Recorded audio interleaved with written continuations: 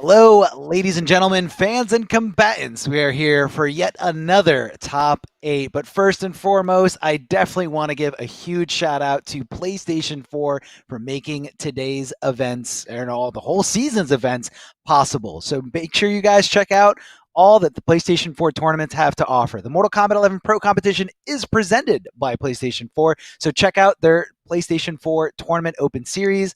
PS4 tournaments are always on, so be sure to check out all the available titles with tournaments happening right now all the time. I'm not kidding, definitely all the time, always happening. PS4 tournaments are weekly competitions of all skill levels. Compete against your friends and rivals for unique rewards. And again, if you guys want more information on this, all you have to do is go to compete.playstation.com and sign in with your PSN ID so you guys can see all the available tournaments and all the unique prizes. And it's just going to be a fun thing to do. Again, skill levels of all types of players, whether you're a newer player, intermediate player, or more advanced player, there's something for everybody there at compete.playstation.com. I am Darth Arma, and I'm joined here by Ultra David once again here. Man, we've been calling so many great top 8s, and I definitely think, not to say anything about negative about anyone else, but I'm the most excited about this one. We have a lot of great talented players here, a lot of different character varieties, so I cannot wait to see what these guys pull out. Speaking of guys, the Brothers of Destruction, Video Games Yo and Josh TQ are going to be starting off in the winner semifinals in the top 8 bracket. They're going to be moving on to Biocchio from Italy, going up against Conflictus. And then in the lower bracket, we're going to be seeing MK Javier representing España. That's right. You don't want to say Spain because España sounds so much nicer. Law Corridor representing Germany. PND Omega K representing the UK. And then we have is that the Belgian flag? Yes. That is the Belgian flag. Yes, I got it right. Dunax. I was trying to be dude. I didn't. Why did I question myself? I should have just been a geography whiz like Ultra David, but one day. That's what I'm saying, buddy. But look, we're going to get to see a lot of really cool stuff here. It's always a great match when the brothers fight right up at the top. And yeah, we're going to get to see, I would imagine, a lot of different characters. We have thoughts from each of the players as well, and we'll get to that when we get to each player's match. But some of these guys have some funny stuff to bring up. Yeah, this region is very talented. There's no doubt about it. Some of the best players in the world are from this region. For sure. Yeah. When it comes to this weekend, we're going to see some of that. We're going to see some of the absolute top level talent in the world, which is going to be a blast. There were a ton of entrants as well. Very, very deep field. So these players have already made it through a deep tournament to get here. It's already been a tough road, and the road's only going to get tougher at this point. Yeah, no, it's definitely going to get tougher. I mean, especially when it gets down to the wire, everybody competing for those last attempts at points. Again, guys, this is just the beginning of it. There's going to be so many different events, with the coming months. They have a great season altogether. So make sure you guys check out the rules. And especially if you're in any of these regions, there are going to be opportunities for you to compete. So just because you didn't get it in the first week doesn't mean you won't be able to compete with the best of them later on. If you have what it takes, definitely give it a shot. And for the most part, it is a very fun experience and a great way to make friends, make rivals, and just get better. I mean, not for nothing, but fighting games or just anything that you do competitive does feel better if you get better at it. Not necessarily saying that, you have to be the Sonic Fox or Ninja Killer to have fun with a fighting game, but just, feeling the progression really kind of, amplifies your joy. I don't know. I'm just speaking on behalf of myself, but that's how I feel. No, look, I agree with you as well. That's like why I've been playing fighting games competitively for 20 years. Yeah, I may be into it. I think that's something I've learned about myself over the time. So Video Games Yo and Josh TQ are going to start us off. And they had some thoughts, like I said.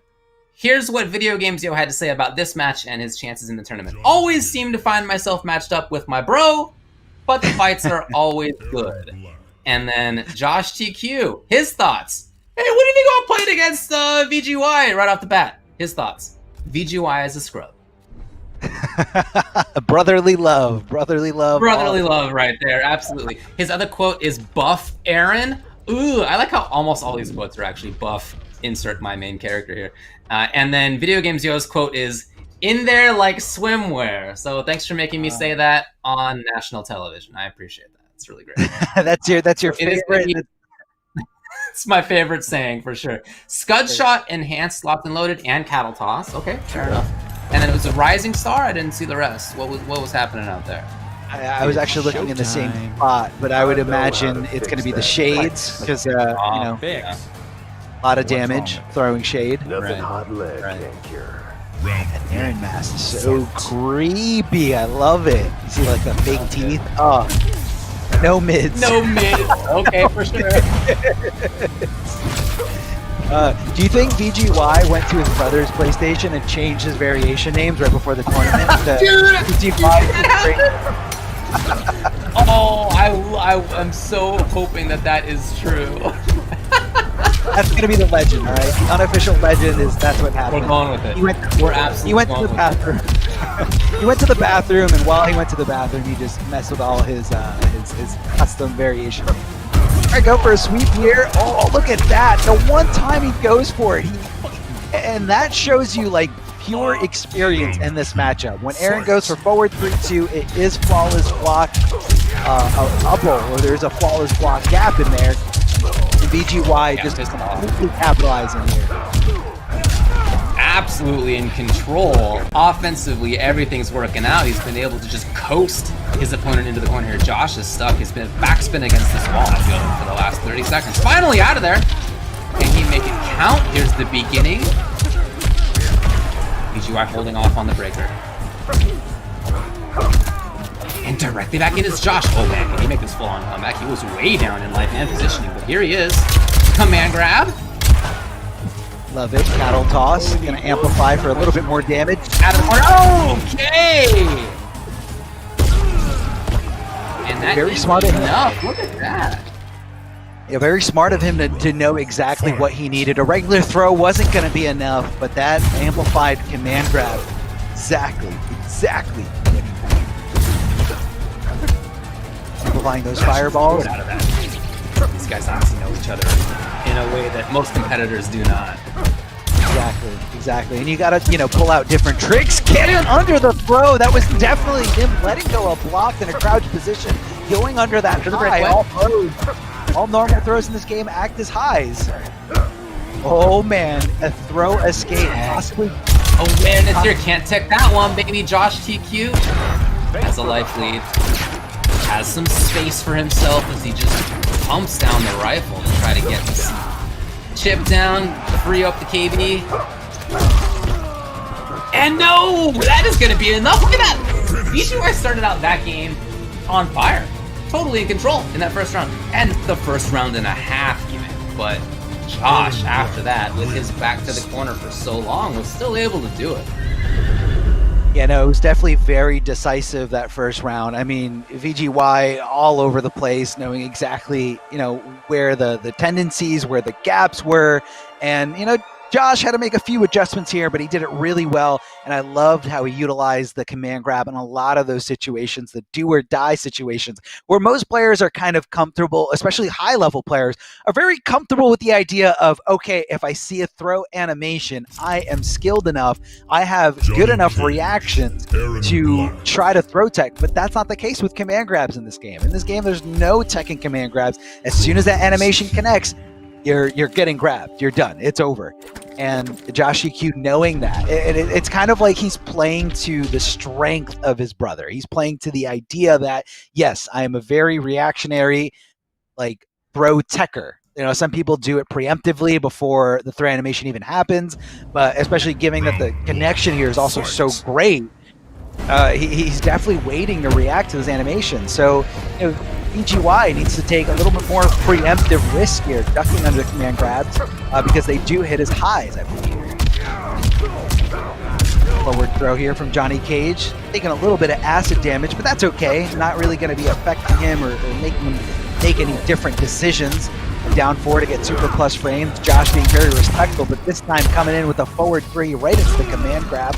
A nice little tick throw from Aaron Black. Wake up, dizzy knee from Johnny Cage. Goes for the nut punch, and that's going to be a big punish here. Going into the locked and loaded rifle. Good awareness of the corner. Nice ball from the top. And then the UOH to take it. I love what Josh is doing here. He's been able to back up VGY into the corner as opposed to last game where it was the opposite. VGY's got a battle out. He's got the interactable right next to him. Away from it now. Oh, chance? No, not quite there. That's what Josh's idea was. These little individual hits are mounting. Okay. No meter, unfortunately, for Johnny. The command grab. The command grab. Look, he's been making comebacks already in this set. Oh yeah, we're seeing it here. Super plus, there are, you know, a lot of blocks in there from that string, so it really opens into the rifle really nicely, and I think you're forced to block that high because you're still in so much blocks. But look at that, getting under the fireball, going for the punish there, but he actually ends up, I mean, I guess he was anticipating the breakaway, so that's why he kind of cut it short, went for the acid drop. Oh man, VGY has to be real patient here. Finds the hit. That fatal blow is just itching. You know his fingers are on the trigger, and there it is! It's going to be right on the margins. Right on the margins here. Give me the shields. Give me the skulls. No! It's not going to be the shields at all. It's Josh taking game number 2 against his brother. And it looks like raw fatal blow does, you know, a little bit more than, it looks like somewhere between 32 and 35%, I guess, depending on the shields. I don't know the exact math there, but that was enough. I know for a while that fatal blow used to scale a lot, but then they, you know, patched it a little bit, so it doesn't scale as much. So it kind of does as much damage as other raw fatal blows, but it's still like it was. Even when it did less damage, it's such a threatening fatal blow because he can just let it rip from full screen. And if you don't have like a crazy teleport or some kind of very forward advancing mobile move, like he can just do it for free. And if you ended up blocking a few things, that's free chip. Or if it hits, that's a free 30% conversion. It's so good here. Josh GQ looking incredible. 2-0 lead over his brother, Video Games Yo. And Video Games Yo goes back to the same variation. He's feeling like this is his best chance. This is the same variation all the time. Yeah, it's the variation of Johnny that I've basically seen from everybody so far over the last, I don't know, week or so. Whenever I've seen a tournament or even just like, you know, high-profile stream matches, like it's mostly been this variation. It does seem good for sure. You want throwing shades for the, you know, super damage that you can tack on from canceling fatal blow to get that crushing blow requirement. Then you want, you know, I guess it's more of like turn steal ability with the rising star. As long as you got bar, you can make it safe and you know, just keep your opponent guessing. Good blocks here from Video Games Yo, blocking overhead. He's getting a low started of his own, ending it with rising star and trying to fish out something here. Maybe he thought he was going to go for wake up, but in backing off, too scared to whiff punish here, or didn't want to take the risk. Playing it calm, walk low. Yeah, he knew that there were going to need to be some risks on Josh's side at that point. And even if there had been a fatal blow, you know, at that point you have so much life left even still. He didn't expect that to come out, and he was absolutely right. So VGY now, some chance of pressure, didn't have the bar to follow up, and no punish for Josh. All of a sudden a little timid. We've seen Josh been able to, you know, move around quite well, quite confidently. Right there, he was quite patient. And does take the armor. Nice. Look at this. VGY really bad at him. Oh man, short hop with the overhead. And VGY securing that game, showing the adaptation, getting around, you know, a lot of the things that his brother was trying to do. A lot of things that Josh was trying to do here. But it came down to, I feel like he was utilizing Rising Star very, very well in certain scenarios. And you know, Josh just needs to kind of adapt a little bit, which, again, when you play someone so many times, like, you're just kind of, eventually it turns into like a rock, paper, scissors shoot, where like you don't know what option they're going for in certain scenarios. Let's see if Josh decides to change up the variations. I didn't quite see the icons just yet, but we will be able to see it here in the loadout, thanks to, you know, this thing highlighting all the different abilities that are equipped. So we have Scud Shot, Enhanced Locked and Loaded, and Cattle Toss. Same variation here. Same thing. Same variation, sticking No it out. difference. And yeah, it's not really adaptation, you know. At this point, both players know all the options on the wheel, and it's just a question of where you spin it and where it lands. Trying for the grab, but Josh interrupts first. Oh, they are back and forth right now. Patience that time, and then maybe looking for that grab, maybe looking for that one of the highs to come through. Oh, with that throw, that could have been extremely dangerous here, but does live to tell another tale here. Goes for the pissed off, anticipating the breakaway, but Josh doesn't give it to him. That's been doing a lot of work for VGY. Like last game, he definitely cashed in big with those call-outs. So Josh trying to be a little bit less predictable with the breakaways, you know, not doing it at the first possible window, but maybe doing a little bit later. Oh, what a flawless block here. You cannot get away with that string against someone who is a seasoned player against Aaron Black. Forward 3-2, easily blown up here, and a big jump. Yeah, I believe the score should be 2-1 on Crush Q. Yeah. And so VGY is evening it up real quickly here. I mean, 2-1 is maybe not even accurate for very much longer. Okay. The grab comes out, and now Josh does have corner control, so let's not speak too hastily. Just like that, Johnny with the lazy boy jump kick out of the corner. And has again and has the game just like that. Look at this. Super quickly. Very, very fast. Giving him the boom. It's game over, boom, man. Mike. Yeah, look, that 2-2 evens it up Johnny Cage very quickly. Super fast back and forth here on both sides. I like some of the reads that we're seeing. I like, you know, the understanding of where and when to stand is obviously so apparent on both sides. So the very fast mobility and the ability for Johnny to stab back in, even often with highs or slower times walking lows, you know, that sort of stuff has been really, really helpful for VGY. He's just been able to put himself at the right spot more frequently. Yeah, no, and that's what it all comes down to: spacing and, you know, positioning. You know, you got to position yourself in certain spots, and that can change very easily depending on what stage you're on, depending on what, you know, what characters you're going up against. Some characters a little bit more mobile than others, so, you know, a lot of things to take into consideration here. But it looks like Josh is going to be sticking it out here with Aaron Black. Especially because he got the first 2 games with this variation. I feel like he's just kind of chalking it up to, all right, I'm making bad decisions. I'm letting him jump in for free. No, never mind. He's changing up. Looks like we're switching over to Acid Pour. No command grab. Instead, it's Acid Pour. Lets you try things out safely. You know, you can buffer into it and be pretty confident about the results.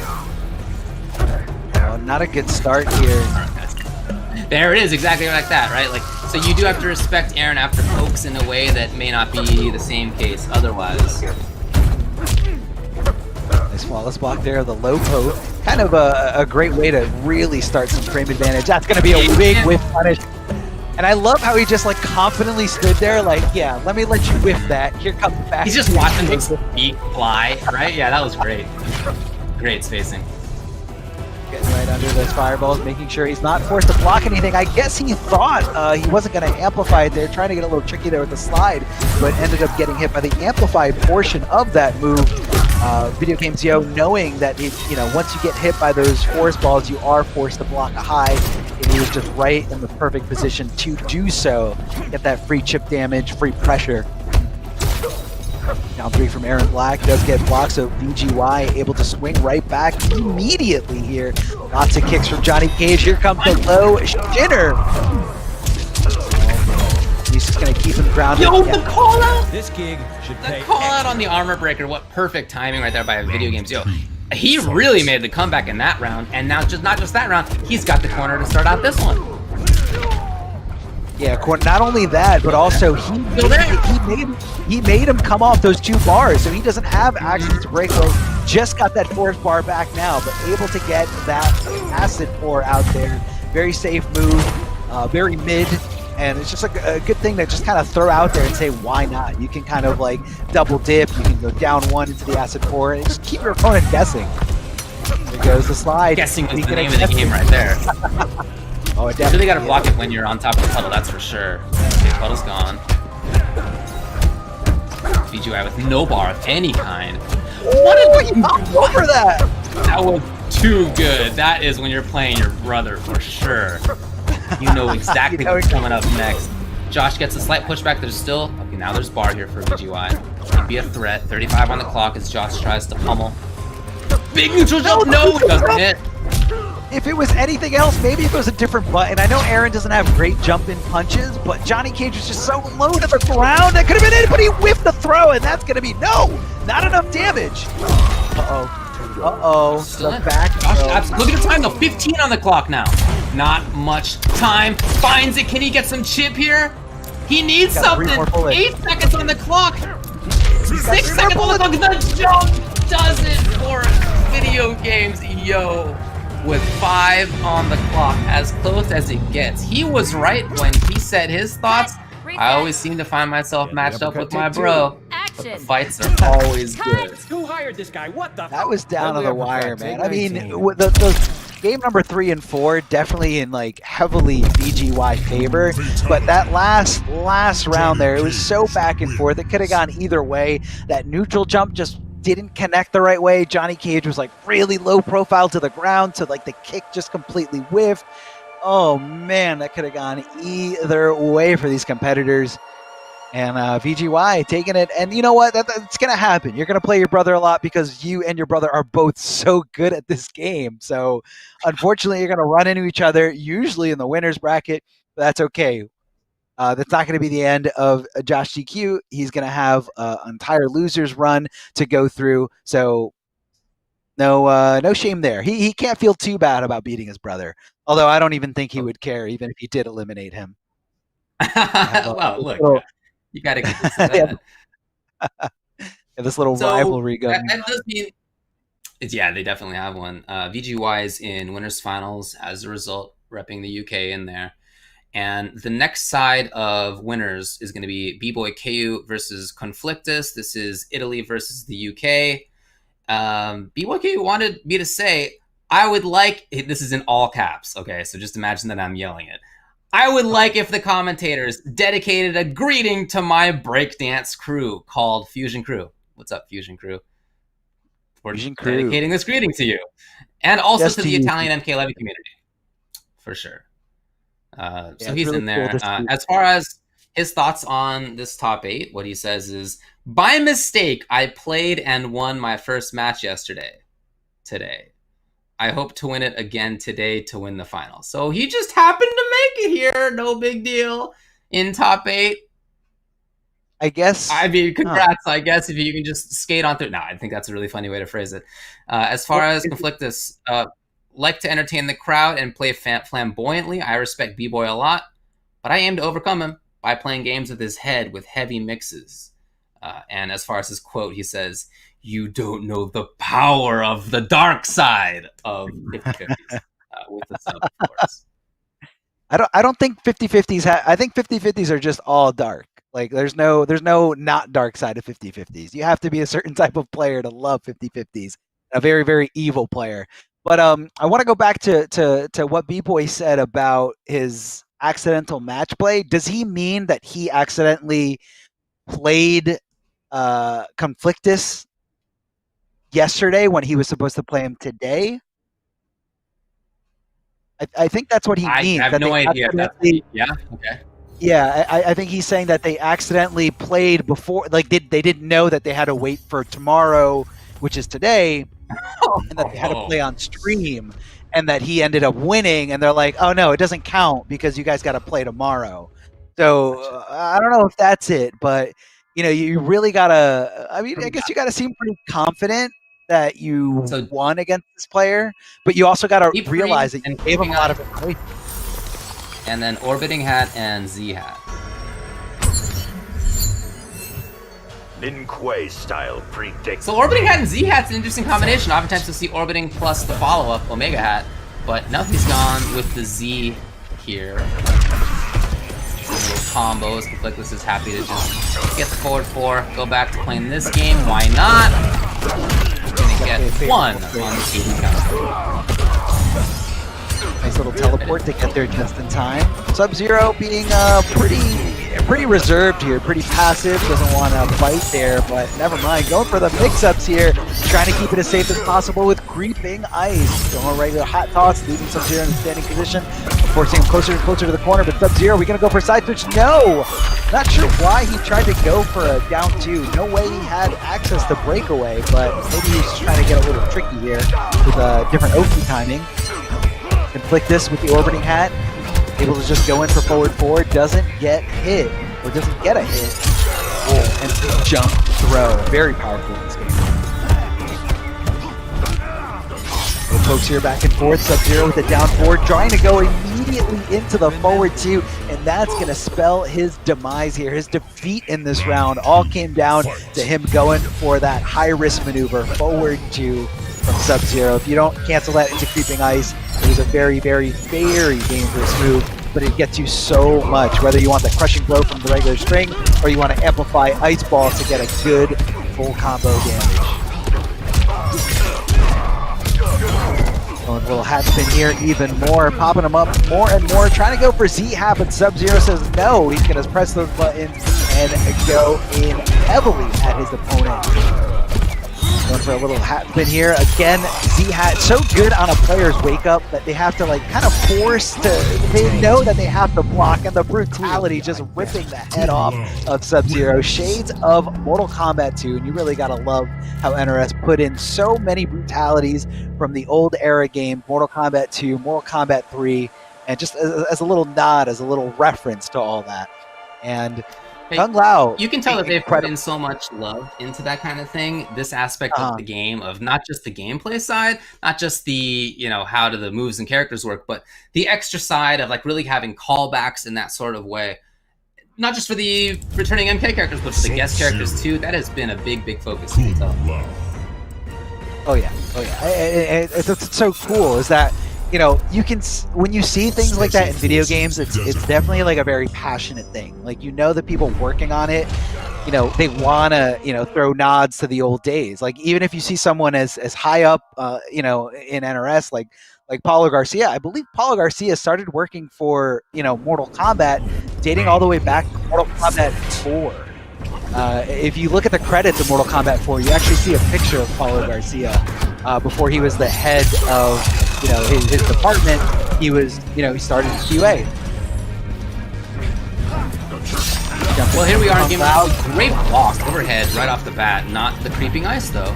So he's now got the creeping ice plus the whatever the ice clone's called in this game. the Arctic Trap. What? Arctic Trap. Yes. Avalanche. Yes, there it is. I don't know. Yeah. The avalanche move, but not ice clone. I remember losing my mind when I heard... Let's go! He put his foot out into it. That's so sick. Oh. He did it again! Come on, bud! It's not working. It's not working. Oh, not there in time. No, that was a waste. Oh no!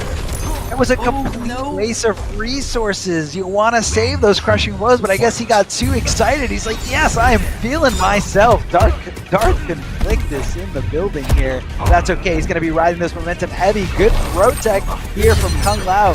Throwing out the Arctic Trap. This time Kung Lao's like, wait a minute. No, I don't want to get frozen by that. Let me back up into the corner, but that's exactly what Sub-Zero wants you to do. He wants to cut off those resources. He wants to cut off that space. The down one into spin. Spin to win. Kung Lao, an absolute maniac here. Forward throw from Sub-Zero, trying to crush him into that giant ceiling of ice.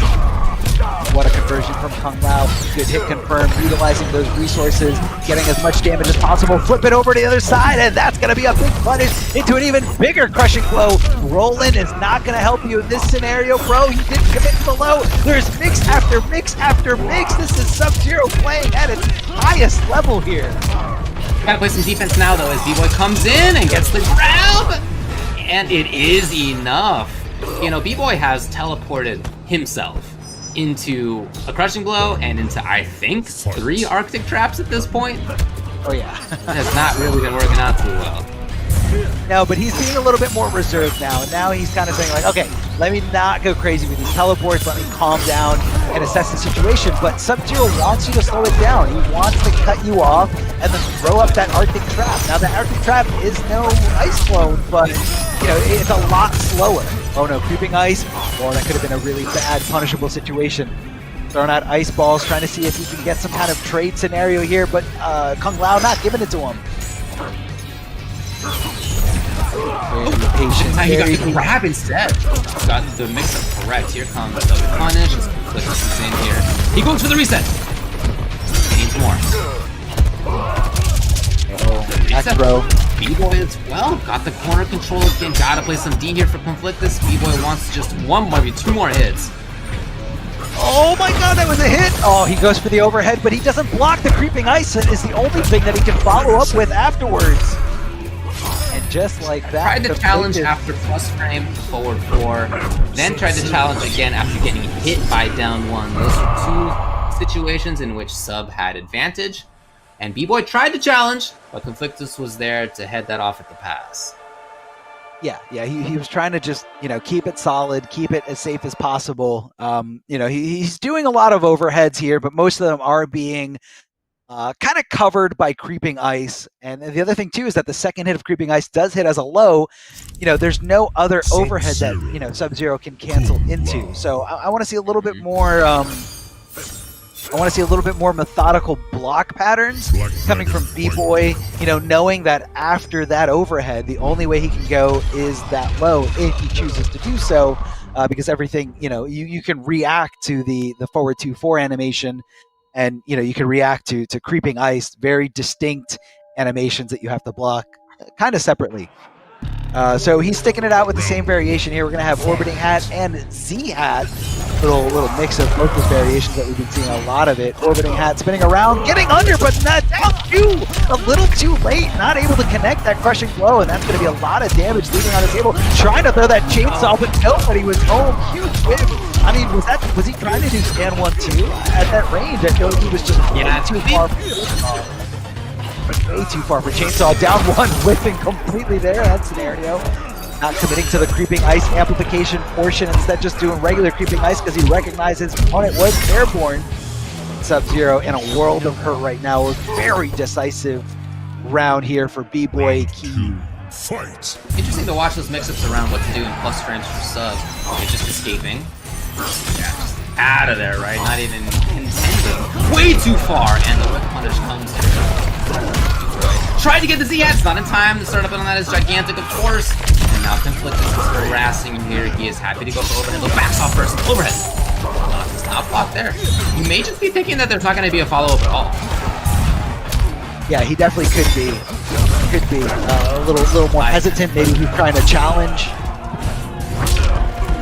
Oh, that dive kick was such a risky move, but it did pay off. But unfortunately, B-Boy finds himself in the corner, getting thrown and just going from downtown to forward 2 into creeping ice, because why not? Creeping ice, relatively safe. I mean, the only thing most characters can do is flawless block, up 3 it, and if they do that, what's the big deal? They're coming off a lot of resources that you can use elsewhere, resources like Breakaway that require both defensive meters. Spin to win here in the corner, getting a lot of damage. Sub-Zero going for a ride. The Z-Hat setting up and leading it to even bigger combos, even bigger routes. Uh-oh, it's Sub pressuring in the corner now, though. It could all change. Pick up 3. An empty jump grab. No chance of a flawless block anti-air, nothing like that. It was, and you know, on top of that, it's hard to anti-air anyway against Kung Lao with that angle of that jump kick. Many people will just let him jump and block, right? If not flawless block. Yeah. So using that as a way to gain entrance with the empty jump and the grab, I really like the mix-up there for B-Boy, who goes up 2-1. Yeah, that's the thing. Like, when you're so conditioned, not just from like you're playing against this Kung Lao, but you play Combat League, you play in other online tournaments. That's what Kung Lao does, and it's not anything negative towards Kung Lao players, but one of his best tools, one of his best assets is the fact that he can really dictate people when he goes in the air, whether, you know, he's threatening you with dive kick and you're just like, oh, let me just block so I can punish, or if it's just a regular jump and kick. Kung Lao, for the most part, you're your initial reaction is, I can't anti-air him because I'm just going to get kicked in the face for trying. So that's why it opens up into empty jump grab. Empty jump grab, you're seeing that from a lot of different Kung Lao players. You also see that from a lot of Sub-Zero players too, because his jump and punch is really, really good. I mean, I felt like it went under the radar for a long time, and even now, if you don't think it's good, I just think that's straight up downplaying. Dude, it's good. It's so good. Okay, so we got B-Boy punch. Oh, tried for the roll into overhead. Very cheeky setup. And now B-Boy gets to take control yet again. Oh, okay. Oh no! Needs to be punished well. Here's the beginning. Oh yeah. Oh yeah. I would say that counts as being punished well. But Conflictus on the wrist. Gets the side switch and one part of the KB. Really put himself in there? Not quite. I thought he was going to back throw him into the corner, or possibly onto the clone, or Arctic trap. Oh god, it's not enough. Yeah. So he did have an option there to go for up 3, which is the fully invulnerable wake-up attack, but I guess he just thought it might have been a little too obvious or didn't want to come out with those resources. But Conflict is definitely here on the verge of going down to the lower bracket. Yep, damage, corner, and part of the KP as well. And that has worked almost every time.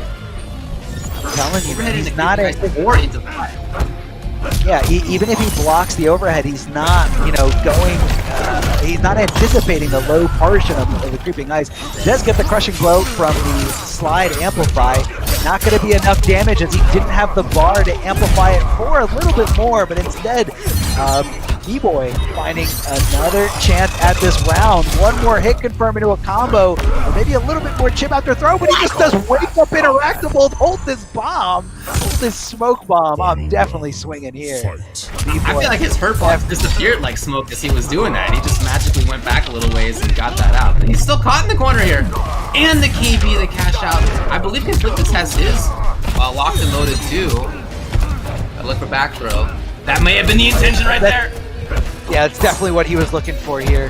Going into the full string instead of trying to hit confirm in an ice ball, which usually is good. Sometimes people don't think you're going to do a third hit. Big jump in, tries to go for the forward 2. Oh, the down ones, and then the down 2 could not do it. It just whiffed right there as B-Boy jumped over and takes it 3 games to 1 to punch his ticket to winners finals, where we will have him versus BGY. Yes, BGY, who made a great comeback there against his brother earlier, and I'm seeing a lot of great play here, very confident play from all these players. I do want to see the blocking method changed a little bit there, but for the most part, this is a competitive setting. This is a lot of pressures on these players, especially because these points are on the line and you want to get as many points as possible in order to qualify. And again, this is just the beginning, guys. We have a lot more tournament series coming on. We have a lot more of this top 8 coming through here. And again, welcome everyone. This is incredible, man. So many great top 8s and great representation from all over the world. And that's what you love. That's what you want to see is in this Intercontinental Combat. You want to see players that don't normally get the same opportunities as everybody else. For a while, for a very long time, if you didn't live in North America, it was very, very tough for you to compete at, the highest level. But since then, we've had these pro tours expanding all over the world. We have this incredible netcode in order for us to, properly stream it, call these matches. And it's just a great time right now. No matter where you're from, it's a great time to get involved. So if you guys aren't in it, if you guys aren't competing, definitely consider it. And a big shout out. Yeah, one of the few upsides to this really crappy year, in which we're basically stuck at home for the most part, is that we have opened up more community, more online tournaments. The community has done a great job of that over the past few months, right? There's been a lot of great stuff, and I'm really happy now that there is the MK Pro competition in here as well to do the same kind of thing, and that exists in part due to Astro. Thanks to them. They are the official audio partner of the Mortal Kombat 11 Pro competition. All of our commentary audio is powered by Astro for the whole season. Check it out. Ooh, we are definitely modeling it well right now, I would say, IMO. Check out astrogaming.com to find more info on all of their officially licensed PlayStation audio products. available now.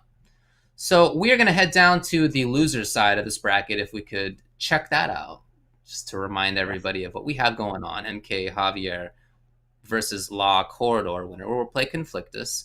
And then PND Omega K versus Dunax, winner will play against Josh. No big surprise that the UK is showing up well here. They have a very strong scene. They have half of this top 8. We'll see if they can keep it up. But we're going to start with the match in loser side that does not contain somebody from the UK. It's going to be MK Javier versus La Corridor. So as far as what they had to say, MK Javier says, the first match that I have will be very hard, but if I can beat him, I can go far in the top 8. I think that's a nice recognition of the strength of your opponent, but also that, you feel confident in yourself. As far as his quote, he says, Viva España. So Viva España, everybody. La Corridor says, thoughts. I am sleepy AF, and I understand.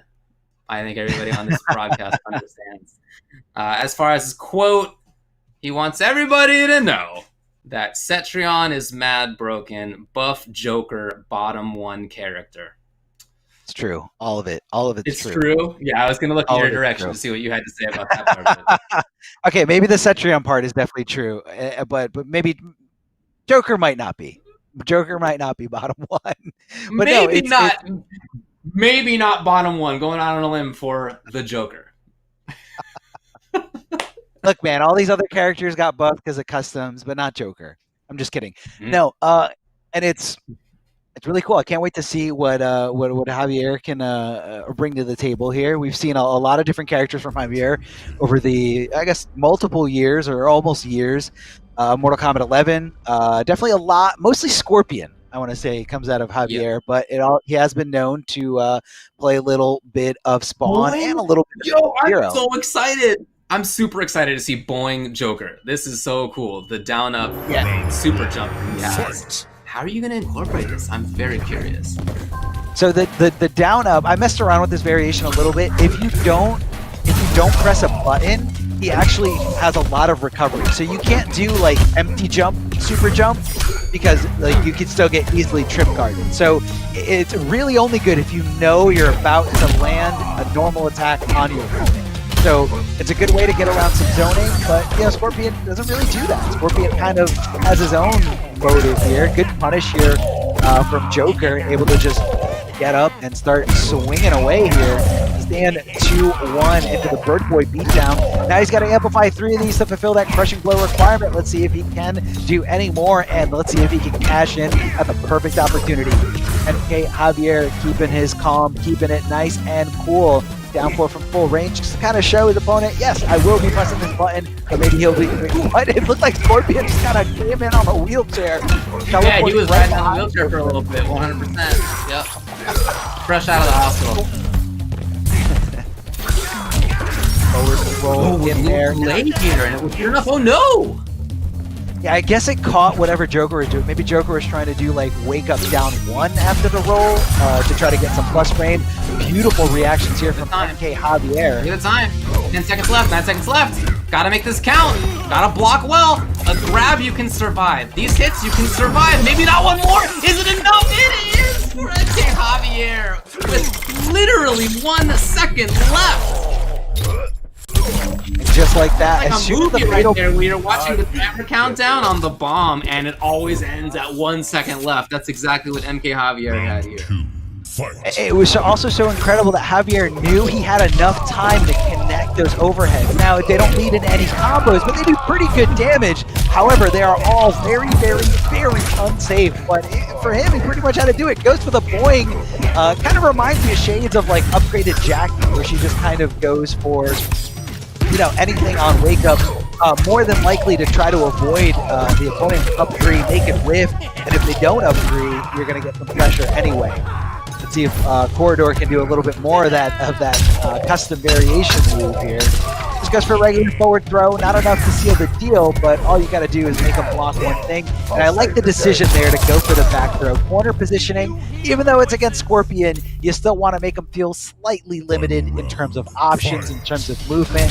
You can almost bet a teleport's coming out. Never mind, forward 3-4, able to cash that breakaway that breakaway money in, but now unfortunately not able to break away from the next thing he's going to be popped into. So he's just going to try to stay on offense as best as he can. That should be the second Bird Boy beat down. One more, and that crushing blow will be loaded. Forward 3 going into the teleport, block confirming out of there to make sure he's in a safe position.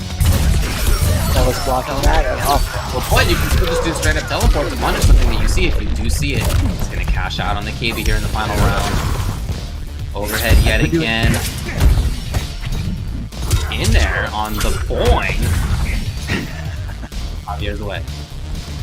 Clock Order needs this comeback. He's got a character who can do it. Still one more chance. The overhead! It's the hop overhead yet again.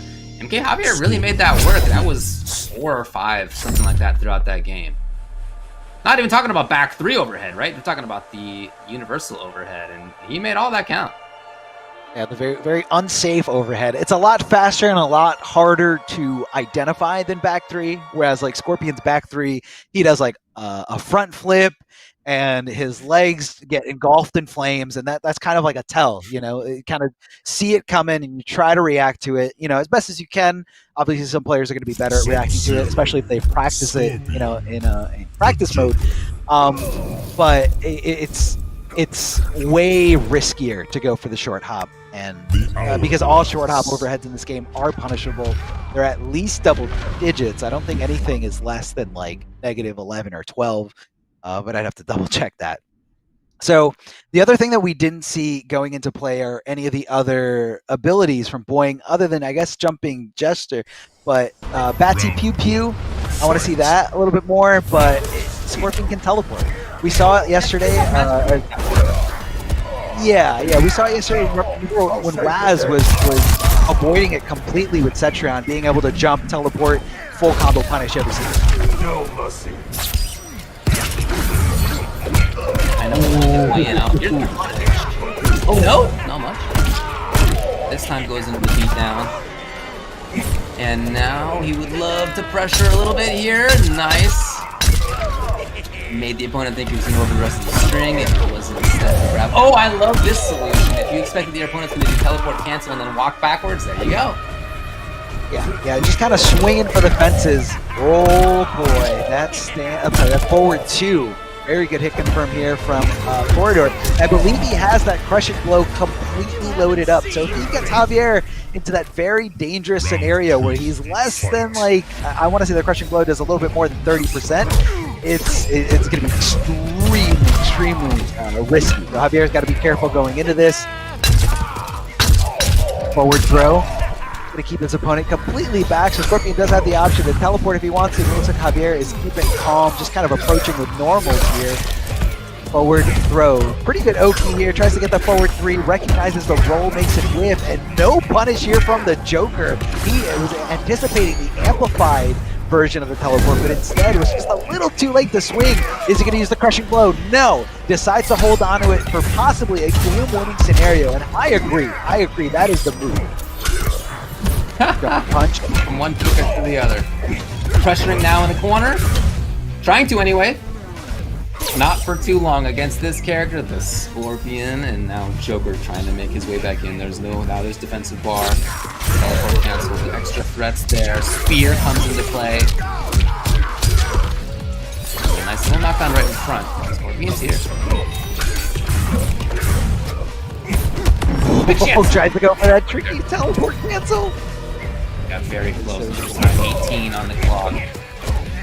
Can he make his own comeback? There's still a little bit of time here, and he has resources in both Fatal and the KB to make it happen. Oh, is it forward throw? Is it there in time? Yes, it's there in time now. 4 seconds, 3 seconds. All he's got to do is stay away. It's not enough. It's not enough. By 1 second. By 1 second. This does not work. MK Javier living and dying by the final second on the clock. Oh, the disrespect. Not only the hyper bag there at the end, but also just adding insult to injury, making your opponent watch the entire fatal blow animation. Oh man. he's feeling a certain way. He is feeling a certain way about that victory. Whether it's personal or not, I don't know, but he definitely is just all around feeling himself. Like he wants that. He clutched it out there, got that forward throw, which, I guess was kind of obvious, but Joker's got too many good mids to really confidently let go of block and crouch. Like way too many good mids to do that. And it's it's scary. It is definitely really, a strength of character, man. Yeah, for sure. That's why he's considered, like you were just saying earlier, the best character in the game. I think that's a quote from Darth Arma circa 20 minutes ago. That's absolutely what I said. 100%. Okay, so he does have Harrison Blade. I thought earlier when we saw him do, it was like mid spear combo, and he did a universal overhead. I was like, do you have Sin Blade? And you just screwed up the input timing? And in fact, I think that's what it was. The MK11. Oh boy. Oh my god. A little too early there on the throw. Javier with a good tick throw using that interactable. Very tough stuff there. Very tricky things. You normally don't get, access to things like that with certain characters. But when you're in the right spot, positioned well, he didn't go for the throw. He thought Javier was going to be too scared of it from the result of last round. This time, Did he do that early? I think that may be part of why Javier wasn't so worried about it. Would you spend that with such a life lead that you still need to surmount? And in the first round, are you really looking for the grab in that situation? Round 2. And he wasn't. Javier had the correct move. Javier in the nice teleport cancel, knowing and seeing that his strings did not connect there. Hitting that low, again, blocked correctly. Now, even though he's spending a lot of defensive meter, because of the way he's spending it, he's actually getting it back pretty quickly. Good conversion here from Corridor, but it looks like now it's going to be the second Bird Boy beatdown that's amplified. Crushing blow, almost ready to go. Forward throw, boxing gloves right to the groin, keeping him a little bit closer to the corner. Now, you got to watch out for that interaction. Never mind, Javier. Oh, man. Just on the other side, just like that. On the other side, just like that, you can never be confident when you're spacing versus the Scorpion. Great tech, awareness, and then the chase as well. You can't do those moves that have a lot of recovery here. Nice little bounce, little throwback. Doesn't have the bar. He does not have the bar to escape. The setup here for Boyne. This time. Oh yeah, he's dead. Oh yeah, he's dead. I like that from Lock Quarter. And this is part of why Javier did not expect it to come out in the first half of the first round. It's just not useful enough, whereas here he seals the round with it. Boing starts off, wow. Forward 3-4. No does challenge. get blocked. I'll save the day. Alright, gets a nice little back throw here. Definitely poor positioning. Boyne coming right in. Big super jump from downtown. Is he going to do it again? No, Javier clipping him here with the spear. Spear, very tough thing to punish for a lot of characters, especially if you don't have something super duper fast once you get under it. All you can really do is just kind of inch your way forward, but he's got so many different options here. Oh, doesn't get the last hit there of that string as the strange little airborne exchange of normals here. Throws out the spear. Got him. Yeah, definitely a good trade in Corridor's favor. But right now, only resource he's really got is Fatal Blow. He already used that crushing blow on the forward throw. This time going for a regular back throw because, why not? Here's the positioning a little bit better. Oh, next they could do it. Either way, punish. He does get it in time and into Fatal Blow. There is a timing there where you can punish both the regular teleport and the amplified teleport. Both with the standard punish. That looks like the timing to me that Lock Corridor just used. Great little knowledge there. He's gonna just bounce up and down. Bounce up and down. Alright. Oh my god. Bouncing. The unnecessary fatality. To kill without a reason. But Buddy Sakai never gets old. Blows in season. Fatality. Oh man. He's looking pretty good. I'm not sure about this variation. Batsy Pew Pew, we have not seen once. Boing has, Oh. come into play a couple times just as a way to get Oki, more or less, right? You kind of put yourself in as a cancel at the end of a pressure series, at the end of a combo, to just create some pressure right away. But those are not huge reasons as to why he is winning here. So he can't change, he is stuck, but I'm still curious as to what he thought may have happened here in terms of what character come up into play. I've seen Javier play, Spawn, Sub-Zero, that sort of stuff as well. That might have just been part of the idea here for Tank Garage Lock Bunker. Order. Just kind of covering his bases with a variation. Exactly. And, he might have not known exactly the type of play style from Javier, but, the access to teleport from Scorpion, it does cut off a lot of moves. Definitely Batsy Pew Pew not coming out because of the threat of teleport, but also Javier's doing a good job of reacting to the Jack-in-the-Box at all ranges. As soon as Joker does it, I feel like he's not had to block a Jack-in-the-Box in neutral at all in this set in its entirety right now. Never mind. As soon as I say that, he does. No teleport here from him to react in time. Forward 3 has to be one of the best staggers. Forward 3 has to be one of the best staggers in this game. I mean, you recover so quickly as Scorpion. You can continue the string and go into it, or you can do it again, or you can go for a throw. Very, very impressive stuff. Forward throw here from Joker. Oh, not there in time. Down throws are going to be okay versus a teleport, which gets high. I like how back with the gate field is locked in. Finally, the Pew Pew comes out to play and actually does work. And he's here close enough to the spear to get a punish. Oh, but that was a big drop there. Maybe he was at... Was he at... Oh, God. He doesn't have bar to break away. He doesn't have bar to break away. And because of that, Javier recognizing the situation and making sure he cashes in big with this fatal blow, getting so much damage. Not super necessary, but I think that was the right call. Maybe he could have done a regular combo to get close to kill, but you don't want to play with your food, especially not when you're down 2-1 and you need to win this game. Good teleport reacting to that very long recovery of that normal string. Cashing in big with 2-1-2, damage over time. Pay attention to that health bar all the way up there. So much damage afterwards. That's going to be another Bird Boy beatdown. I believe this is the second or the third one, so he could possibly be fully loaded here. Good shimmy. Javier thought a throw was coming there in that scenario, but instead Joker hitting him with that low. Stomping on the feet, punching the groin. Joker coming in to lock him down. What an aggressive flawless block attempt here.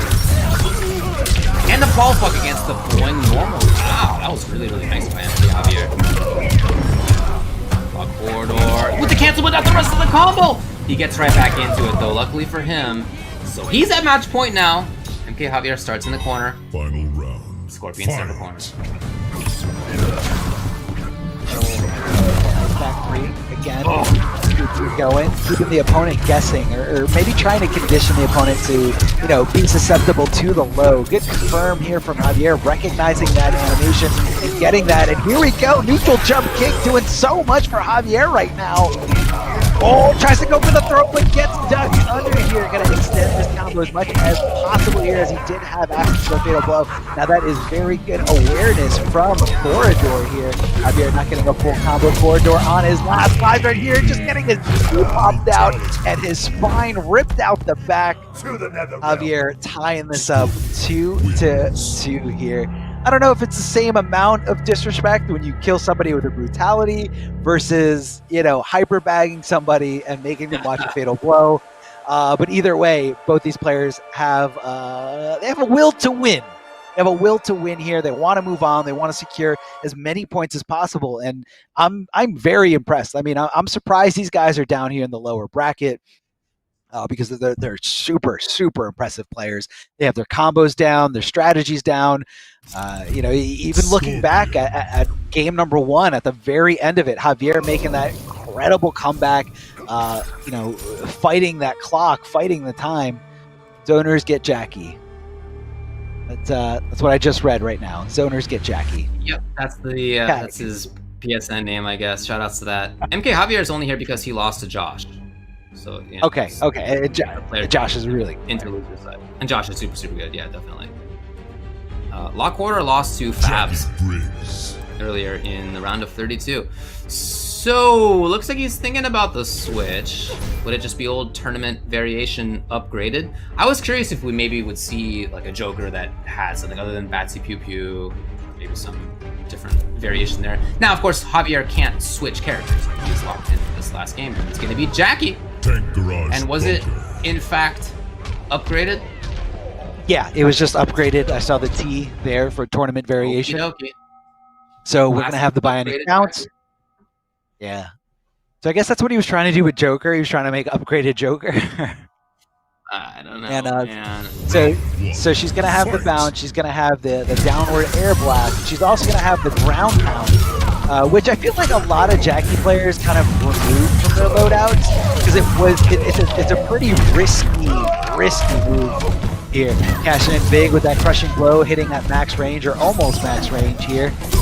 Or being with a big jump. Right away, really fun that.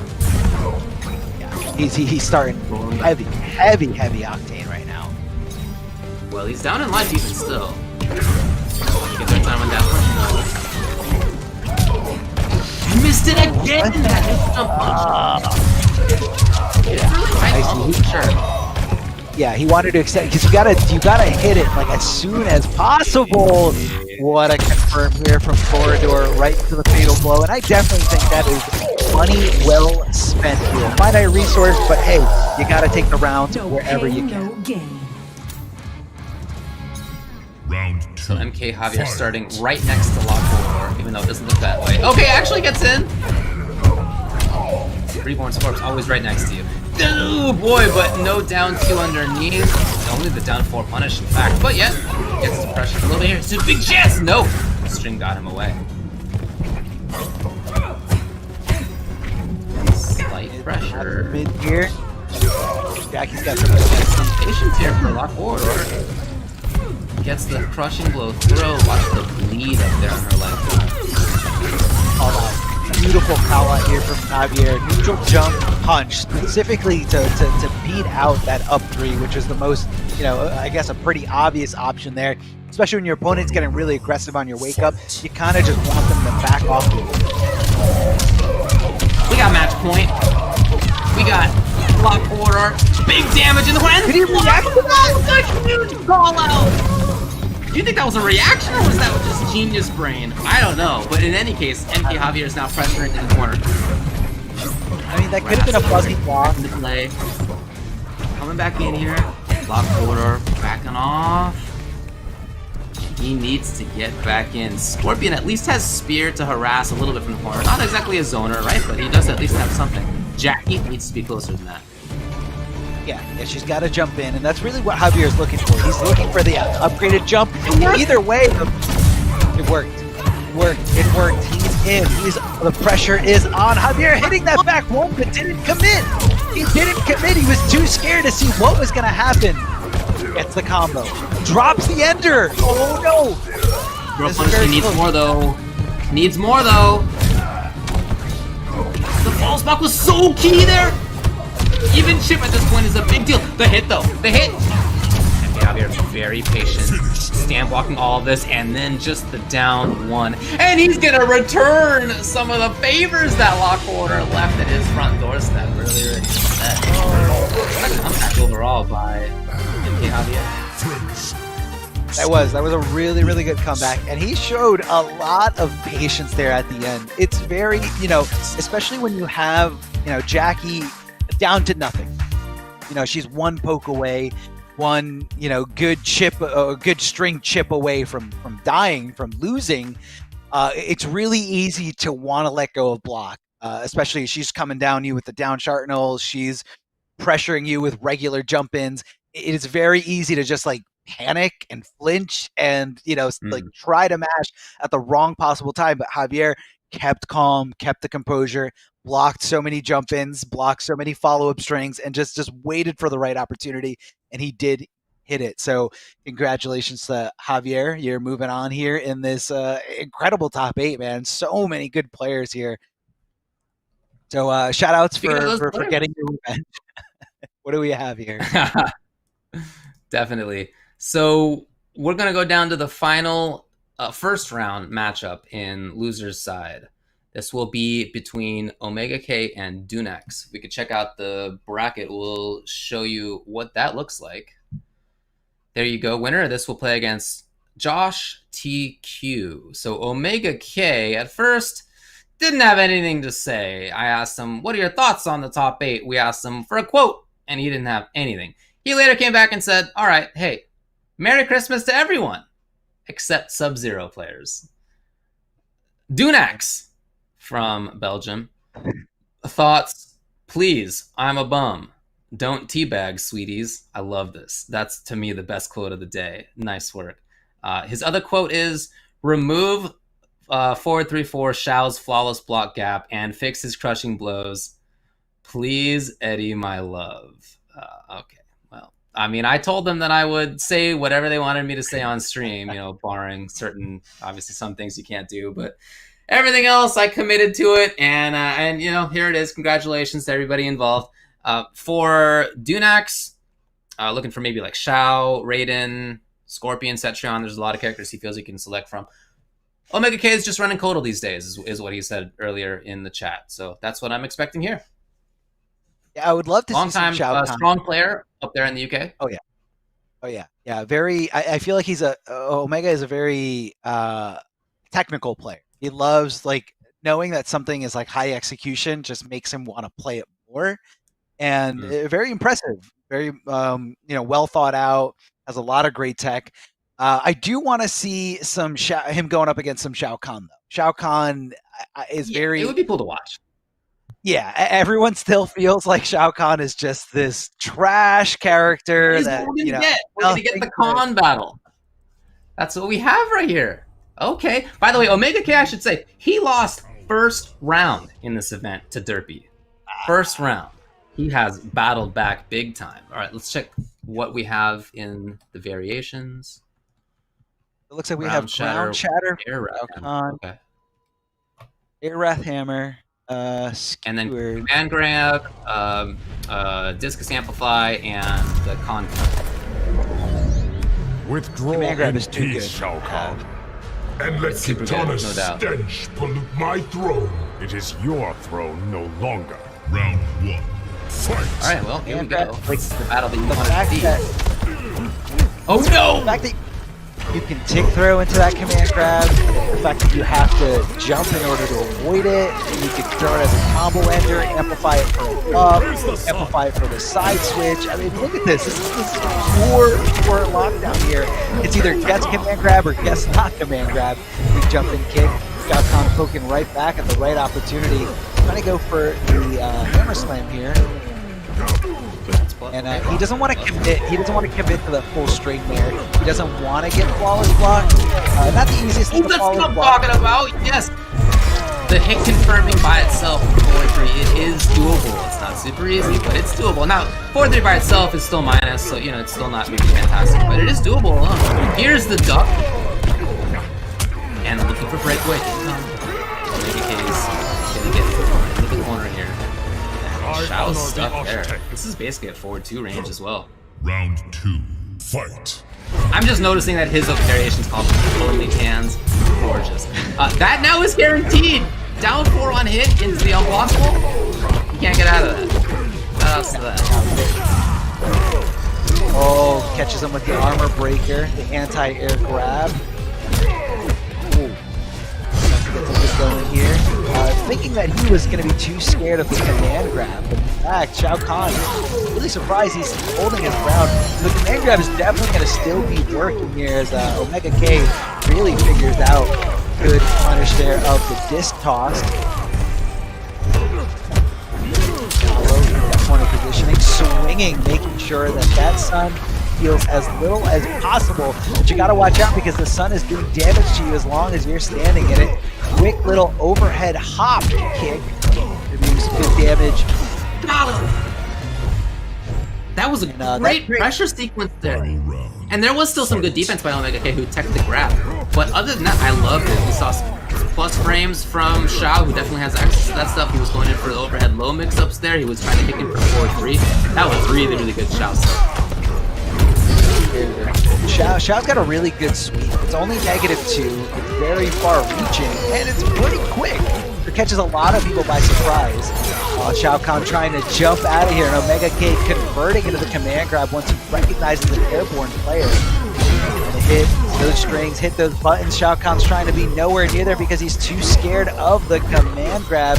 Dunax over and over again with a big boot. Super plus frames, able to convert. Breaking that armor. Let's go. Down here, he does that. And he goes in. Overhead. Omega K's in big trouble. Oh. Wow, look at this. That is such textbook Xiao stuff from Dunax. I love what I'm seeing. Great work by him. You can never count a character like Kotal out, you know, so even at the end there, you can't feel confident as Shao Kahn, but his, nevertheless, pressure consistently was there. His mix-ups were almost all correct. I love some of the stolen turns he had in there as well, like forward 3 into forward 3. Again, forward 3 by itself is actually punishable by some characters, and is not, you know, plus frames in any sense. So to do 2 in a row, you're stealing a ton of frames. But if your opponent's looking out for something like forward 3-4, or if they're thinking maybe he takes the big bet and just does forward 3 into shoulder charge, something like that, then you can get away with that. It's absolutely what he did. Yeah. Yeah, and it's also a great, you know, these special move cancels. I love seeing him trying to, you know, cover those flawless block situations. And, you know, it's kind of, you got to keep your opponent guessing. You got to keep your opponent conditioned. You know, at some point, they're going to be like, all right, I'm going to stop looking for this flawless block gap because I'm getting blown up for it. The ground chatter really doing a lot there for Shao Kahn. And it's a really good move to equip here. It's a very strange, strange change in this game. Yeah, that's super good. I think they've made it so that you can there's no longer a flawless block gap in there. It's pretty strong. Push yourself into the corner a little bit. Here he is. Oh boy, the snowball begins. The one little pebble that begins rolling down the mountain has now turned into the avalanche. As Omega K is here. Oh my god. Oh, there's actually no meter here, which means this is not going to be in the corner anymore. Oh my god, but he's in there anyway. He's back. Now, we saw the first round of the first game go just like this. It was all oppression, total command grab mind games, which are incredibly hard to deal with. You just like age 1,000 years trying to deal with any of this, whether you really have to commit to jumping, not blocking, or sitting there and blocking. Big crushing blow, gonna pop up there, forced to come off that breakaway, forced to come off those 2 bars. Shao Kahn's gonna be waiting a long, long time to get those resources back. Big jump in with a big jump in hammer as Omega K attempts to anti-air. Definitely not the way to go about it. Not going for any kind of tick throw, so this time Dunax guessing correctly here as he's just kind of poking here and there with the highs, the lows, the down 4s. I want to see a little bit more sweep. Good hit confirm into the stab, the spear stab. And just like that, Dunax completely turning it around, changing the tides completely on Omega K. Oh man, he just did it! That's a very unsafe move, but if your opponent's moving, or if you think he's got a little itch to jump or press some buttons, it's a good move to convert some good damage when they're backed up against it. Well, that's exactly where Dunax finds himself now as he's backed up here. The command grab yet again! Amplify back in there. He is pumped up on blood right now. That could have been so much damage on that command grab. Put him back in the corner, but instead Dunax now just like that has reversed the fortune. What a little micro duck, but not getting out of it. No confirm that time. It is tough. Definitely tough here. Oh, he's away. Going over to the other side. Omega K. And Omega K ends up taking it right there. Yeah, after that hit, you know, it's just a question of whether you think that Kota's going to go for command grab or not. This is not a command grab that you can just neutral duck. You have to actually jump out of it. And I think that may have been the read right there, because what hit was just a stand 1. You know, it was a standing button, a high, I should say. And so if you're getting hit by that in that kind of situation, kind of shows to me that you may have been jumping out. But that's the read. Mm-hmm. That's just the mix-up that you got to engage with, and this time Omega K came out on top of it. Yeah, you really can't blame someone for guessing, heads or tails on a coin flip. Oh yeah, Like, 100%.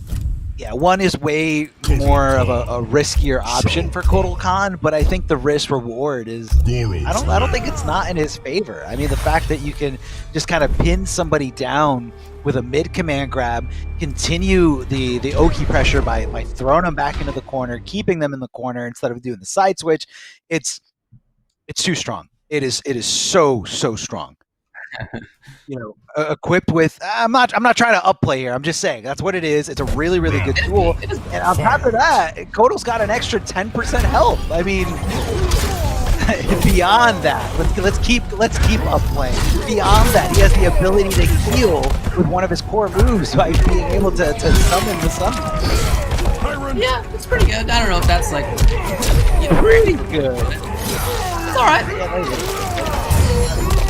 All right, going to be slamming him down here with the command grab, tossing him a little bit closer to the corner. Shao Kahn does have access to these interactables, though, if he does want to get out of dodge. Going for some kind of short hop, too far away, too punish, and Shao Kahn fighting the hit confirm, possibly thinking he was going to go for the armor, or I think he was trying to go for the armor break. Maybe he thought breakaway was going to come into a factor. He's going to break away. No! Yeah, he does not have the resources to break away in that scenario, so unfortunately not able to avoid any of this damage. Just shoulder charge! Why not? Just do it! Can he do this? Can he hit confirm into fatal blow? No! Getting clipped there by that down four as Kotal just kind of sweeps the leg there, because that is all Omega King needed. Just one straight little hit. He didn't need a fancy combo. He didn't need any kind of throw. Big whiff punish there thanks to that neutral jump punch. Yeah. Looking for the big breakaway. Yeah, that's how it is for Shao. Just like that. If you have to play like that, you're almost playing like a Killer Instinct, breaker or not. I really like that game, but it does mean that if you guess wrong, you're giving up big damage. Yeah. Huge opportunities. Yeah, I mean, this could have been a completely different game had he, called those out right. Up three does whiff. Omega K in the head of Tunax right now. Neutral jumping, making that up three completely whiff.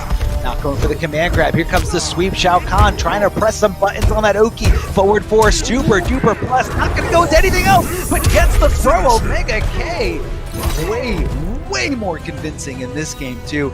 Now taking the lead 2-1 over Tunax. His defense was on top notch right there at the end of that round, where he was just willing to block. Yeah, throw me, Shao Kahn, right? Like, I'm not going to get hit by you. If I get hit, I might actually be in trouble. If I get grabbed, it's going to be 13%. That's it. Well, actually, less percent for Kotal, right? But 130 damage. And then when, the kind of sequence was slightly over, he stuck out the down four.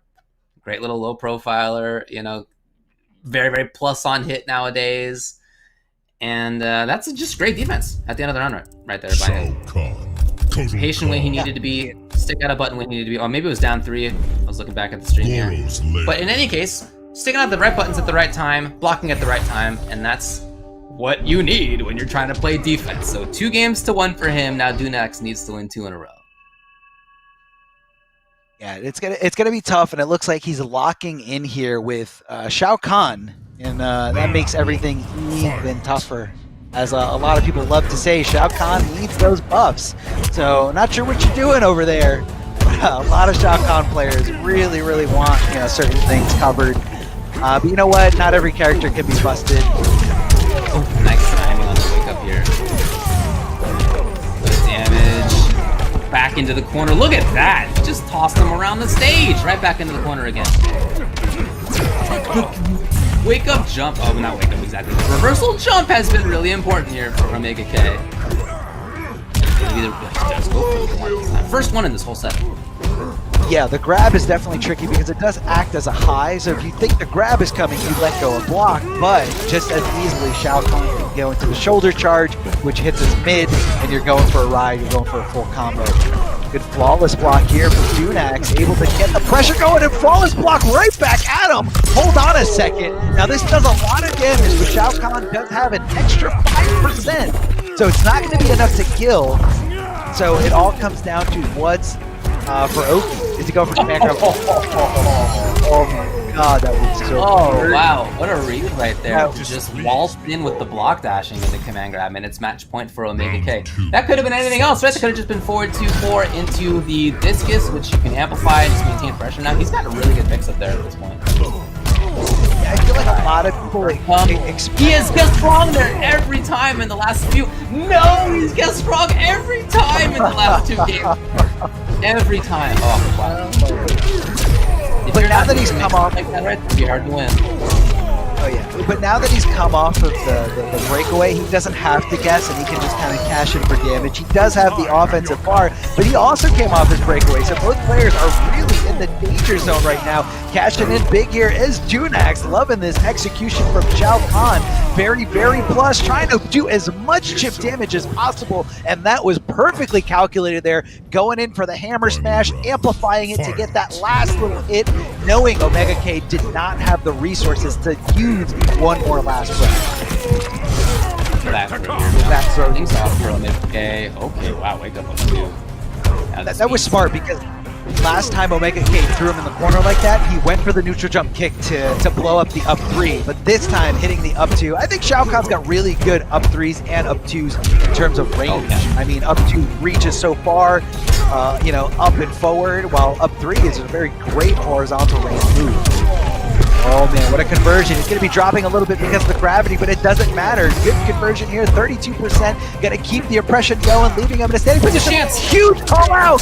Huge call out from Omega K, but it did not go as punished as possible. Hold on, is this going to be enough? Very close. No, down to critical mode here. He's backing off. He's not taking any risk, going straight for the jump back projectile. That's why he has that equipped here.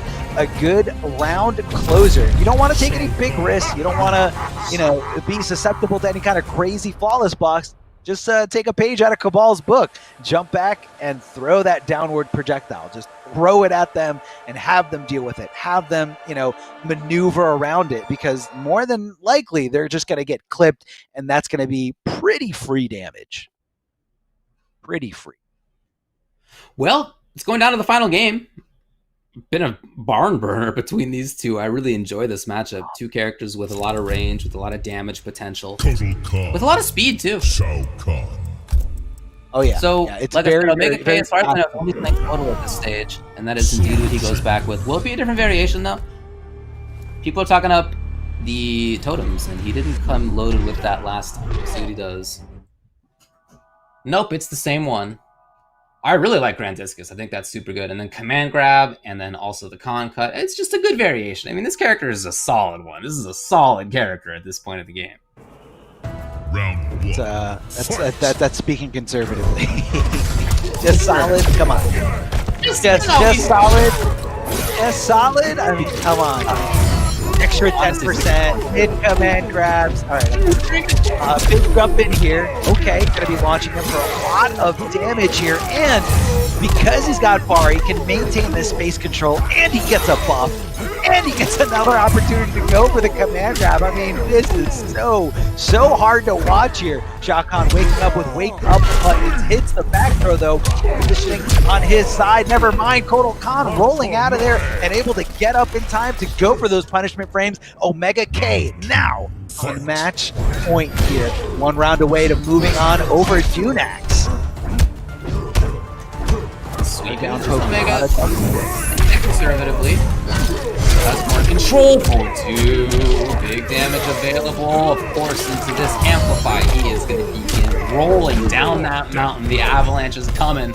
Oh, I like the idea! And that might have been false up to that might have been why he did jump punch. Here's Omega K still safe there. Too far. Here we go. And he gets his right finally! Finally guesses right there. Able to just blow up that breakaway attempt, but either way, Omega K finds that straight hit, the forward 2, and we're going right into the friendship, showing that we're all good sports here, we're all friends. Omega K moving on. Very, very good set between the battle of the cons here. Impressive gameplay all around, but yeah, it's going to Omega K. And here he is. only sitting there and tanning at the end. I mentioned before that Omega K lost first round in this tournament. He lost to Derpy, and since then has won half a dozen different ones, right? There were a lot of people in this tournament. It's going to take a lot of work to get into the grand finals from loser side the entire way. By math, that is double the distance of just going into grand finals from winner side the entire way, right? That's how the math works out. So this is a tough road, but he's, at this point, made a very deep run in losers.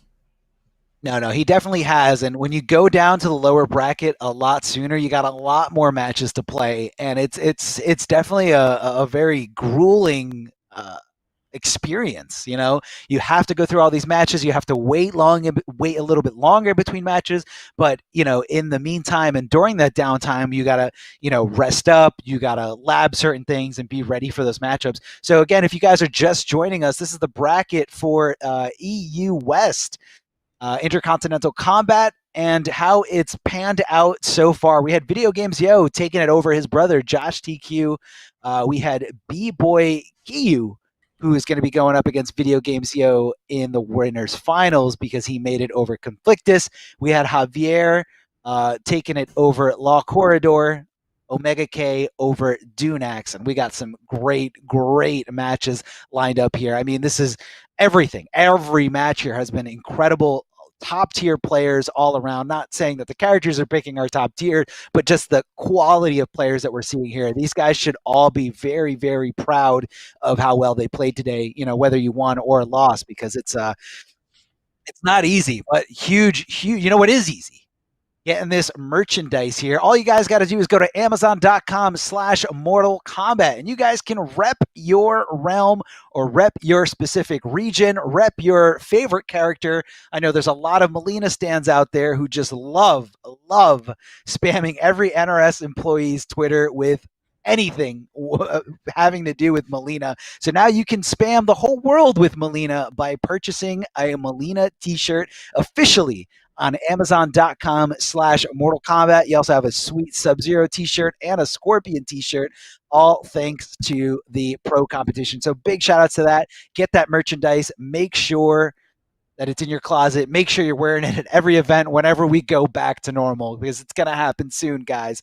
Just got to have some faith and gotta do what we got to do until then. But until then, we're going to take a short break here. We're going to come back with more top 8 action. So don't go anywhere. And in the meantime, check out that merch. Real easy. Amazon.com/Mortal Kombat. We'll be right back.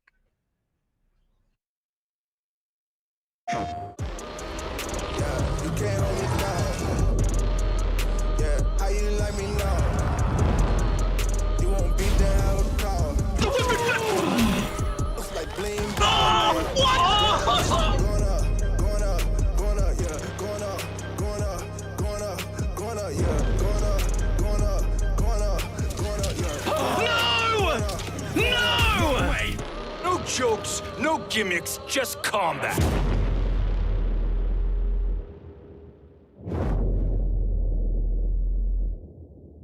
PlayStation. Looking for attention, I don't need the extra tension, cause I'm in the 4th dimension. Trapeze high in suspension. Now don't bother with the haters, cause they all be imitators. We real life manipulators. Get it back up and see you later. I like me for me. I'ma be what I'ma be. I like me for me. I am who I wanna be. Na na na na na na na na na na na. Gotta prove it to myself and nobody else. Gotta prove it to myself and nobody else. I like me for me. I'ma be what I'ma be. Prove it to myself. I like nobody else. Gotta prove it to myself. I like nobody else. Gotta prove it to myself. I like nobody else. Gotta prove it to myself. I like me for me.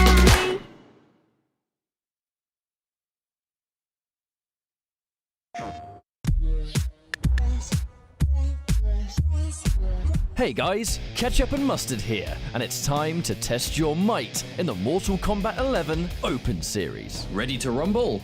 Power on your PlayStation and head to the Events app, filter by type, and select a convenient date and time. Boot up MK11 and locate the PS4 Tournaments menu option.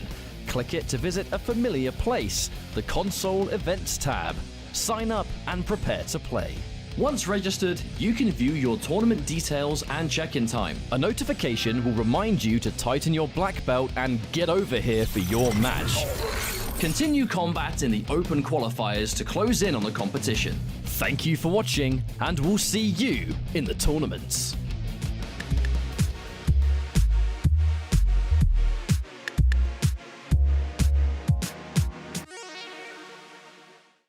PlayStation.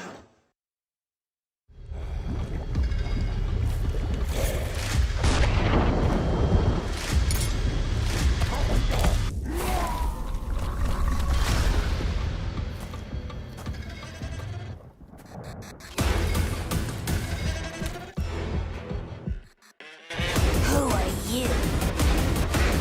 I'm your worst nightmare.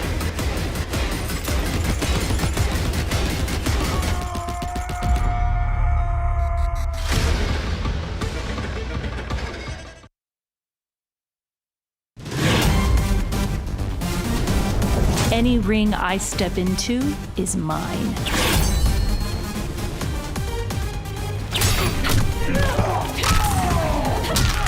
End of the line. Then this fight is now personal.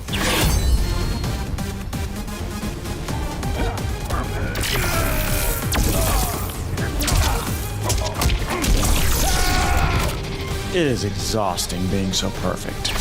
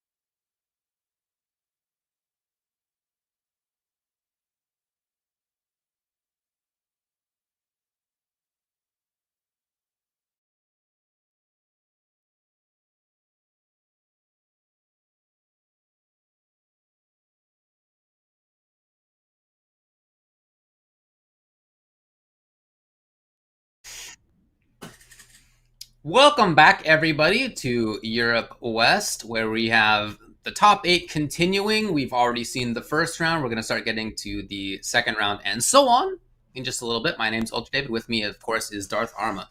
What do we got coming up next, man? So it looks like we have the results of some winners semi-final matches. We have Video Games Yo going up against B-Boy Kiyu. And then in the lower bracket, or the losers bracket, we have Conflictus going up against MK Javier and Josh TQ going up against Omega K. So again, all these matches have been incredible, seeing high-level gameplay after high-level gameplay. Video Games Yo is definitely, especially now that he took it over his brother in the winter semifinals, probably the one looking like the favorite in the scenario, but you never want to count anybody else out because it all matters about, one specific set, one first to 3. Anything can happen, especially now that customs are available in competitive play. It could be new moves that somebody just wasn't really labbing against. I mean, how do you lab against all those different moves? I feel like the general strategy from everybody is like, all right, I'm not going to lab against things unless somebody I come across, whether that's like an online tournament or like in Combat League, gives me a reason to lab against it. Like, because for the most part, you're going to be wasting time. Yeah, you're there's nobody who's done their homework. Nobody's done their homework against every single thing in this game. That hasn't existed yet. We've only been a few weeks into this. But that said, a lot of people have done a lot of homework against a lot of stuff, and what we're going to see right now is Deep Freeze and Creeping Ice. So nothing new. And then Heliport Cancel with Sin Blade. So not much new there either between Conflictus and MK Javier. Yeah, exactly. I mean, this is kind of what we've been noticing. What is new, though, is this amazing reptiles. I love seeing this thing. I love the detail. I'm really sad that the character wasn't included in anything other than being a move for Shang Tsung and a skin for Scorpion. Hey, you got whatever you can get. It doesn't. Oh, hold on a second. Oh, love it there. This time didn't block it. Javier, do you think he went to training room after realizing how many times he dropped that combo mid-set, like during this downtime? Because like I saw that first try, no problem here. Oh, beautiful teleport cancel. Back it off. Back one is so good. Wake up, jump, punch. Just like that, Conflictus will have the corner. He goes for the reset. Goes for the reset again, and this time it's gonna get punished big. MK Javier's right up close here. Oh, that could have got super punished there. The big whip throw has a lot of recovery. And it looks like Sub-Zero committed to it. Oh yeah. A lot of like instant jump attacks coming from Conflictus. I want to see him calm it down just a little bit. That could have been a hit confirm and a fatal blow, but instead just decides to go for the rest of the string. That should have been Conflictus' match all around. And Javier showing a little bit of swag here. Very Scorpion specific. And I know the brutality is available for everybody, but Scorpion does have the ability to bypass the requirement and just knock your head clean off.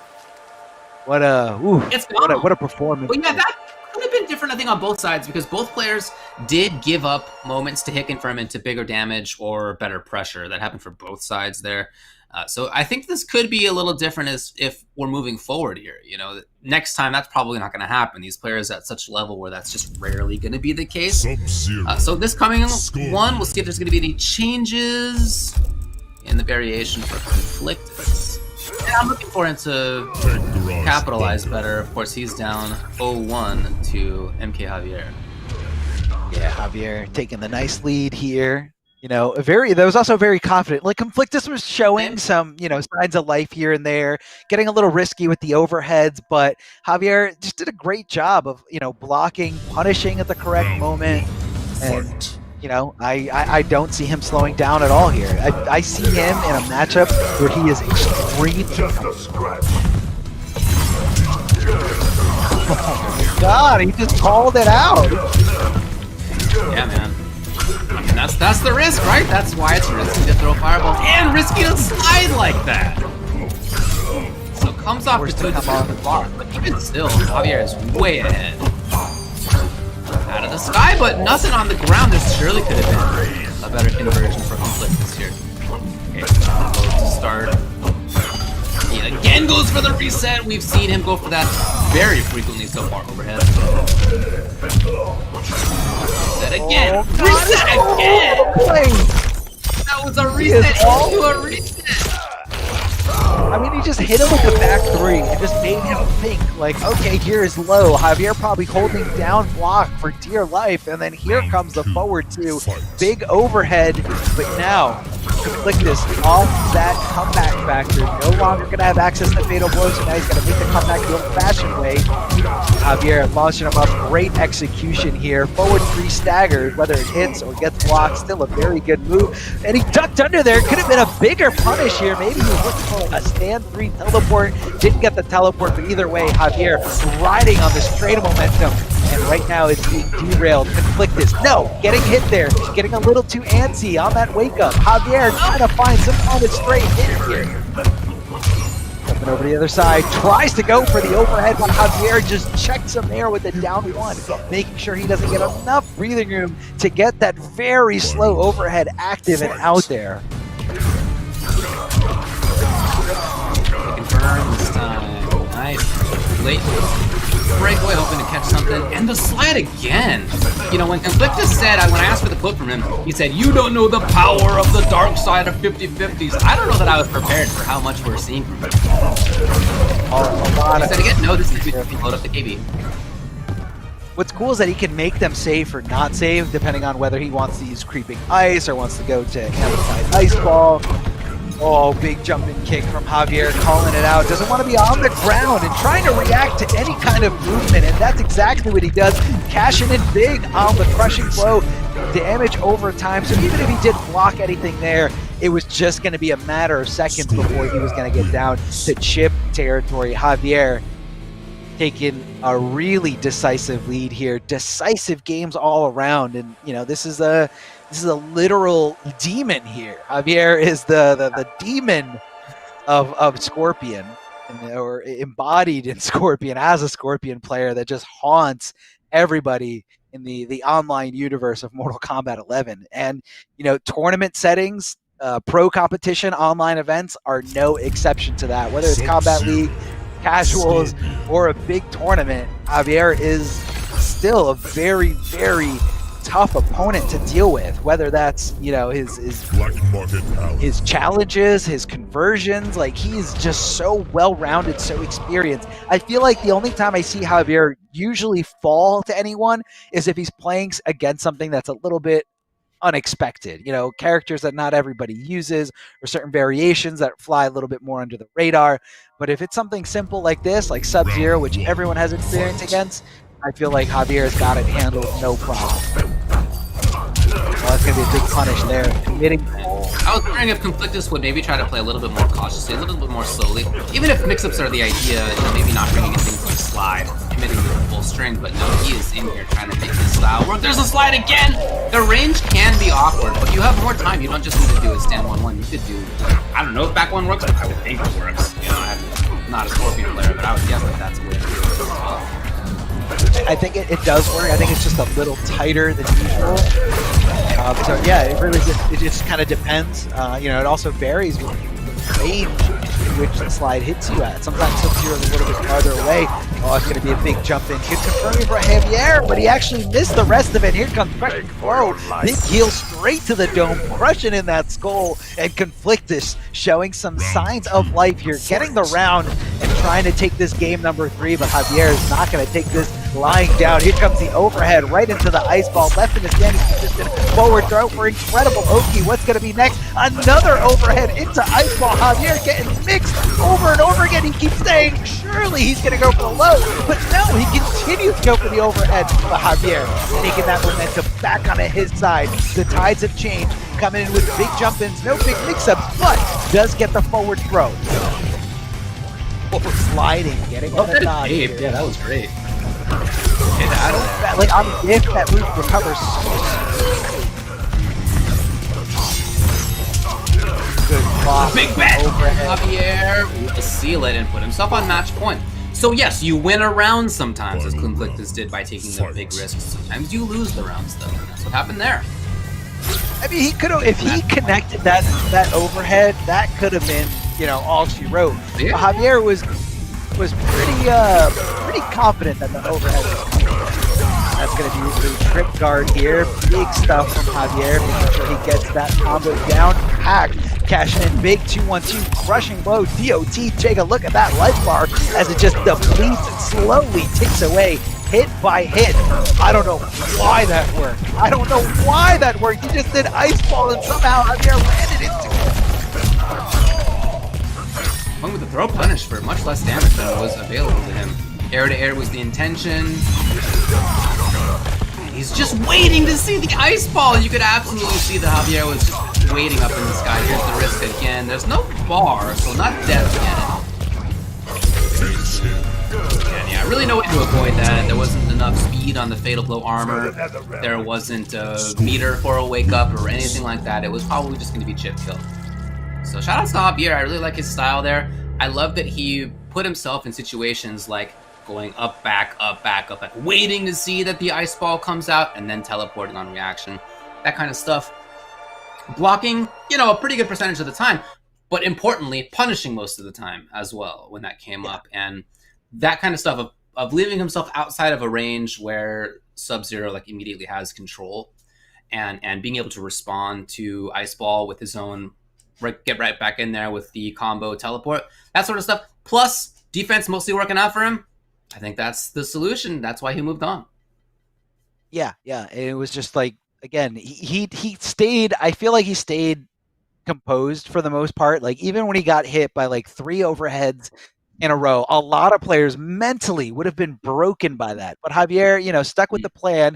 He was actually able to block a very crucial moment later on in that same round, because that entire third game could have gone to the other player had Javier cracked under the pressure, had he, not committed to blocking that overhead just the way he did. So big shout out to Javier. I'm only seeing him get better and better as a player here. I'm really excited to see him participating in these big events. So again, guys, big shout outs to PlayStation 4. Mortal Kombat Interkontinental Kombat is presented by PS4, so make sure you guys head over to their website for all sorts of information in terms of tournaments that you can access. PS4 tournaments are always on, so be sure to check out all available titles with tournaments happening right now. PS4 tournaments are weekly competitions for all skill levels, so whether you're beginner, intermediate, or advanced player, there is something for you. You guys can compete against your friends and rivals for unique rewards. If you guys want more information, make sure you head on over to compete.playstation.com and sign up for pretty much every tournament that you can. Playing is just, competitively is one of these things that we just love. It's just a great way to, meet new players, meet other players, and just create friendships that you're going to have for a long time. So huge shout outs to PS4 tournament, and huge shout outs to Ultimate. And just a reminder, what we're doing here is that we are playing for points, right? The idea here is that this is a long-running series here in the Pro Competition this year. Each sub-region has its own set of points and its own regional finals that it will have based on who has the points at the end of this. So this is a long-haul sort of game, right? And you want to get as high as you can in the points each time. First place obviously has more than second, then third, then fourth, etc., etc. So the point of this one that we're getting into right now is between Josh and Omega K to just move up in the points. That's the idea here. We have seen them both play before. Keep in mind, Omega K has been running from loser side this entire time. Now he has the Cat, Tekwani Maul, as well as Command Grab and the Con Cut. And we see on Josh's side, Scud Shot, Enhanced, Locked and Loaded, and his own Command Grab. I guess Omega K is going for the Cat for added mobility. I care not for your and a good way to kind of get around the Scud Shot, because the Cat is get around the zoning, right? How did you survive? Get right through the zoning, get in exactly where you want to be. and, you know, do what Kotal Khan does best, go for that command grab. But Josh DQ all over it. Big brain play, knew exactly what Omega K was going for. Even bigger brain after the Oki, going for the command grab, which is not techable. Oh, tries to do it again, but just a little too early on the wake up here of Kotal Khan.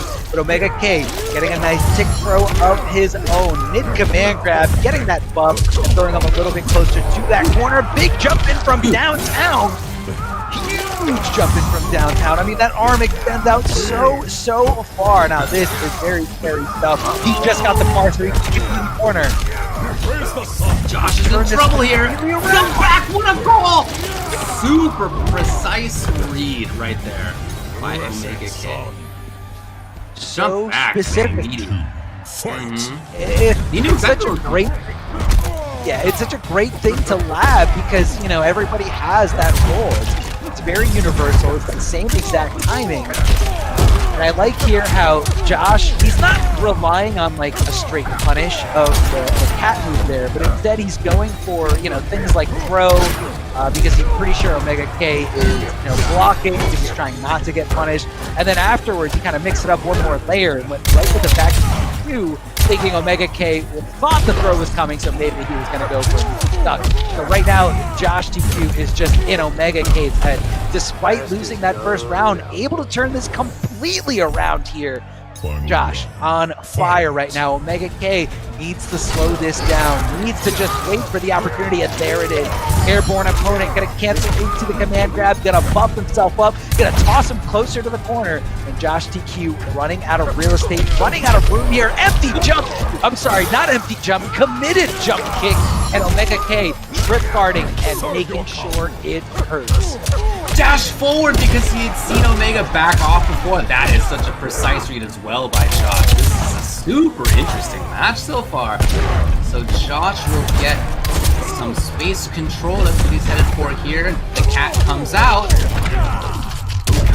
Make a turn, it looks like. He just walled him up with command. The threat of forward 2-4, especially into the spin now, is so strong that you can just dash in for command grab. Ah, Josh finds it. It's available though. Easy hit confirm into the fatal blow. It might not kill because it's Kotal Khan, and for some reason, never mind. For some reason, I thought he might have survived there, but that was a great hit confirm there from Josh DQ.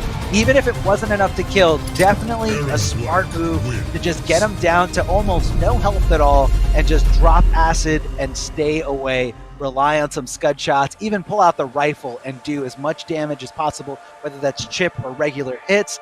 Josh DQ was in control in that scenario, no matter how the outcome came, post-fatal blow. So, but don't count Omega K out. That was very, very close. And, you know, he was able to make comebacks, able to, you know, even after getting read like a book, able to kind of just dust it off, go in and read them right back. It's a really, really good back and forth between these players. Let's see what Omega K goes with. I don't think the cat was doing him too many favors. In fact, the cat was just kind of putting him in an unfavorable situation where Omega K's neutral is really, really good. I don't think he needs to rely on, you know, a cat to get around projectiles. I think he can just kind of take his time and go through. And it looks like, yeah, he got rid of the cat. I think he agrees with you. He's got the con cut to mix it up. Very unsafe, but, you know, mix it up when your opponent thinks you're going for the command grab. He's got the command grab, and then he's got the amplified disc toss, which is still really, really good. Tries to go for that, and somehow Josh DQ did not confirm into a lot of damage, but was able to get the scramble afterwards. Smart move by Omega K. He saw Josh doing that to Video Games Yo earlier in today's broadcast, so he probably knows exactly what to do out of that scenario, and looks like he can get around it. Oh, what a short hop. What a short hop. Josh DQ in the head of Omega K. Omega K jumping out of there. Now Josh DQ finds himself in a bad spot up against the wall. That could have been huge. How did he short hop and twice in this round? Oh, even still, Omega's very much in here. Omega K coming in. If he finds one more hit, he could actually take this, depending on what it is. Maybe. Nope, it's not going to be this one. He needs one more now. Amplify to put it back in the corner, and one more minute. Oh my god! Down one into fatal blow. Down one into fatal blow. Just in case maybe Josh thought, oh, down one into command grab, huh? I'm gonna jump out of this. Nope. Or down one into anything else. I'm gonna press buttons here. Nope. It's fatal blow, and Omega K called it. He was right. Yeah. It's very, very tough to recognize that scenario. Like the flash of the fatal blow comes out so quickly compared to like when, you know, between when the flash activates and when the hit becomes active. Almost nobody's going to be reacting to that. That was definitely Josh DQ holding on to up to avoid the command grab. Opportunity now for Omega K. He's gonna get the corner with the extra damage boost as well. Threatening the plus frame. No, backs off and gets the confirm. Tries to go for the throw, but Josh DQ waking up with those down ones. Rifle getting clipped there. Sling getting canceled out of the rifle. Here comes the command grab for the side switch ability here. Total Khan losing a lot of real estate, a lot of movement here, but that's okay. He just throws up the sun and says that I can just heal. Not there though. There's an acid pit on you, but he is going to get into the corner now, and he really only needs one more hit after this. Yeah, that's a lot of damage there. Threatens the light. He needs two, and it's going to be the light. He turns on the lights, and it's enough. It scares off Vampire Aaron Black. There's Omega K. So I do like that he made that comeback in the first round. Yes, he had to take some risks to do it, but that's how it is to make a comeback against a player as strong as Josh. In that round, we definitely saw more control from Omega K. He was looking really good, controlling the corner a lot of the time, pestering with safe stuff most of the time, and that was really, really good to see from him. Yeah, no, it was, and it was just adjustment, adaptation here, and I'm really loving what I see from both these players. They're kind of, but I feel like for the most part, it's like, I feel like it's Total Khan playing his game. You know, you're coming in, whether he's going to command grab or not command grab. Josh TQ was, I don't know if he accidentally hit Liu Kang. I'm sure he does have a lot of different characters. But it looks like he's going to be sticking it out here with Aaron Black. I don't think he's going to be changing it up. I think he was feeling confident. He was feeling good in this with command grab, scud shot, and some locked and loaded advanced moves here. Yeah, enhanced locked and loaded. Same thing. Scud shot. I have seen him play other characters. Yeah, he told us earlier that as far as the characters that he is thinking about using here, Aaron, Scarlet, and Sindel. So far, only Aaron. Aaron is definitely his main character. Oh, what a whiff of that command grab. He was so sure that Josh was going to block that 1-2 string, but instead got hit by the second part, and because of that, he was in hit stun still while the command grab became active, and it did not connect, leaving Kotal susceptible to a full combo punish. Dropping the acid, but Kotal decides to praise the sun, summon the sun in order to get some health back, and maybe do a little bit of damage here on Josh TQ. What kind of comeback can we see? No, Omega K get tossed to the ground like nothing. Blown up with some dynamite, and there's the acid drop. Josh TQ being very respectful here, pushing Kotal back as far as possible onto that acid and just get a little bit more damage on that life bar and just keeping it nice and safe. Down 4 into scud shot. What you gonna do about it? What you gonna do about it? No, I think that makes a lot of sense. He's just really trying to keep Omega K out from that range. But Omega K dashes in. Again, the threat of forward 2 there has made Josh be very cautious, as it does for most of us playing against Kotal nowadays and stuff. And there it is, and he is going to spend the KB. Josh does not have breakaway. This is a ton of damage. And again, that little pebble begins rolling down the mountain. The snowball starts. The avalanche. Nope, never mind. It turns out they already dynamited all the snow off the mountain. No big deal. Josh now gets depressed. Oh. Why did that work? Why did that draw interactable actually hit him? You know. I don't know what to tell you. Down 4 in a scud shot. Again, very tough thing to deal with. Big jump in here from Omega K, but not in time. But I don't think that was worth the bar, if you ask me, Josh TQ. He's just going to summon the sun, and you're going to be done. Summon the sun, and you are done. The fatal blow. Gotta be worried about the fatal blow. Especially now, it's getting real close to the edge. Forward 2 into sun, yes. What do? You can't flawless block the sun. Like you just die. No. Just No, there's no blocking the sun, buddy. Fight. I don't think he came with sunblock. You know, he's got a nice utility belt there, but I doubt it's got a can of that. Oh, good No follow-up that overhead.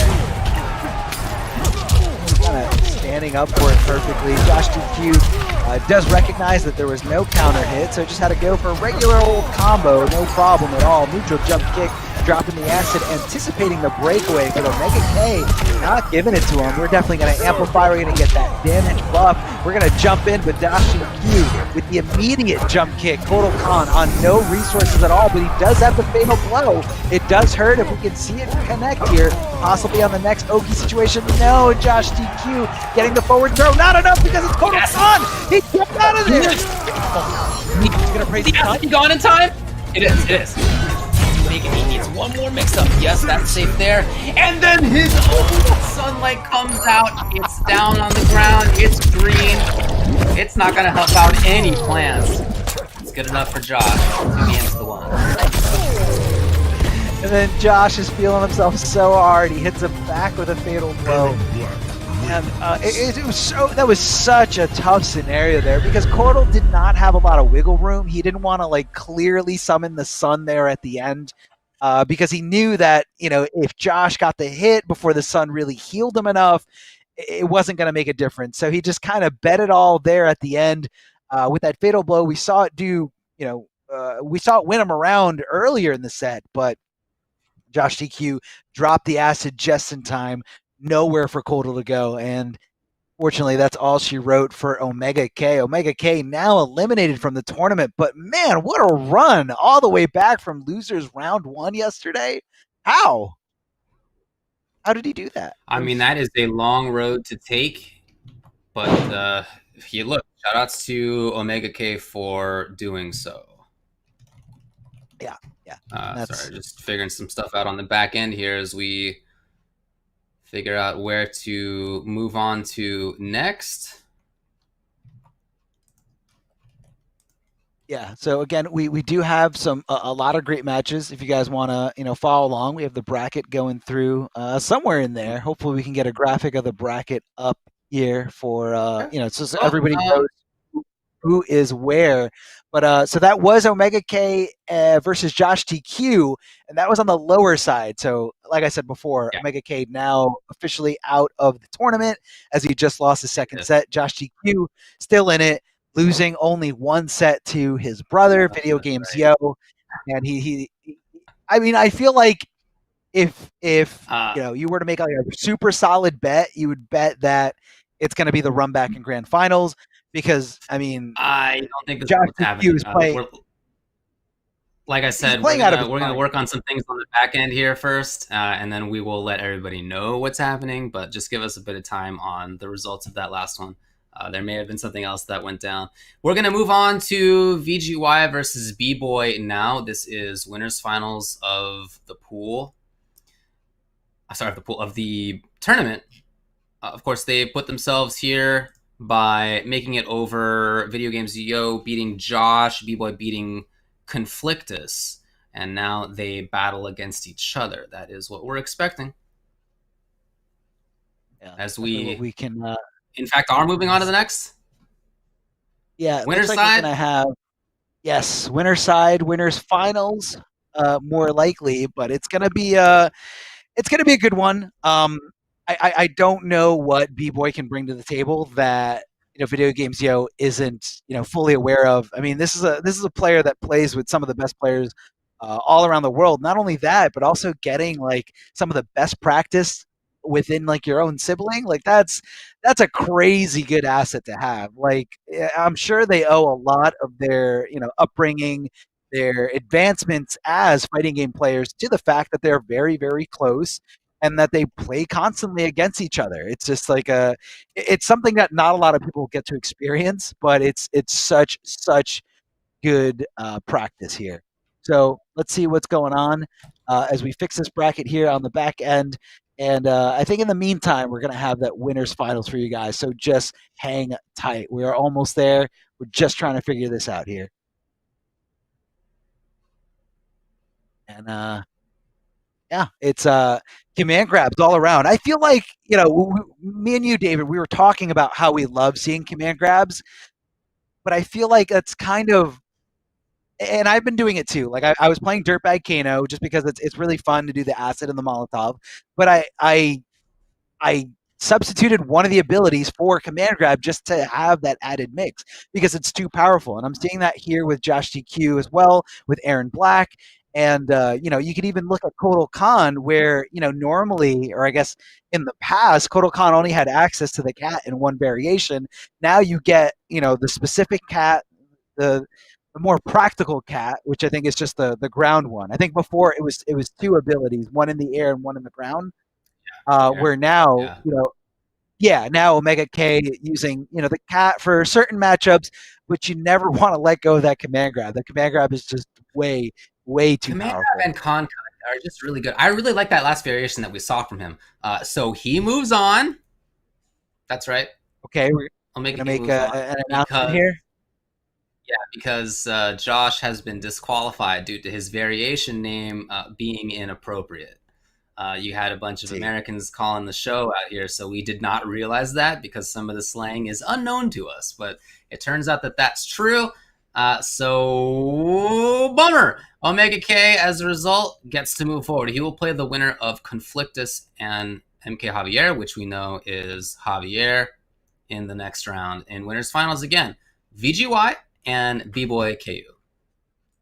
Okay, so we do have a lot of great matches, a lot of finals for you. We have winners finals, losers semifinals, losers finals, and grand finals left for you guys. So again, super, super competitive and definitely going to be great matches here.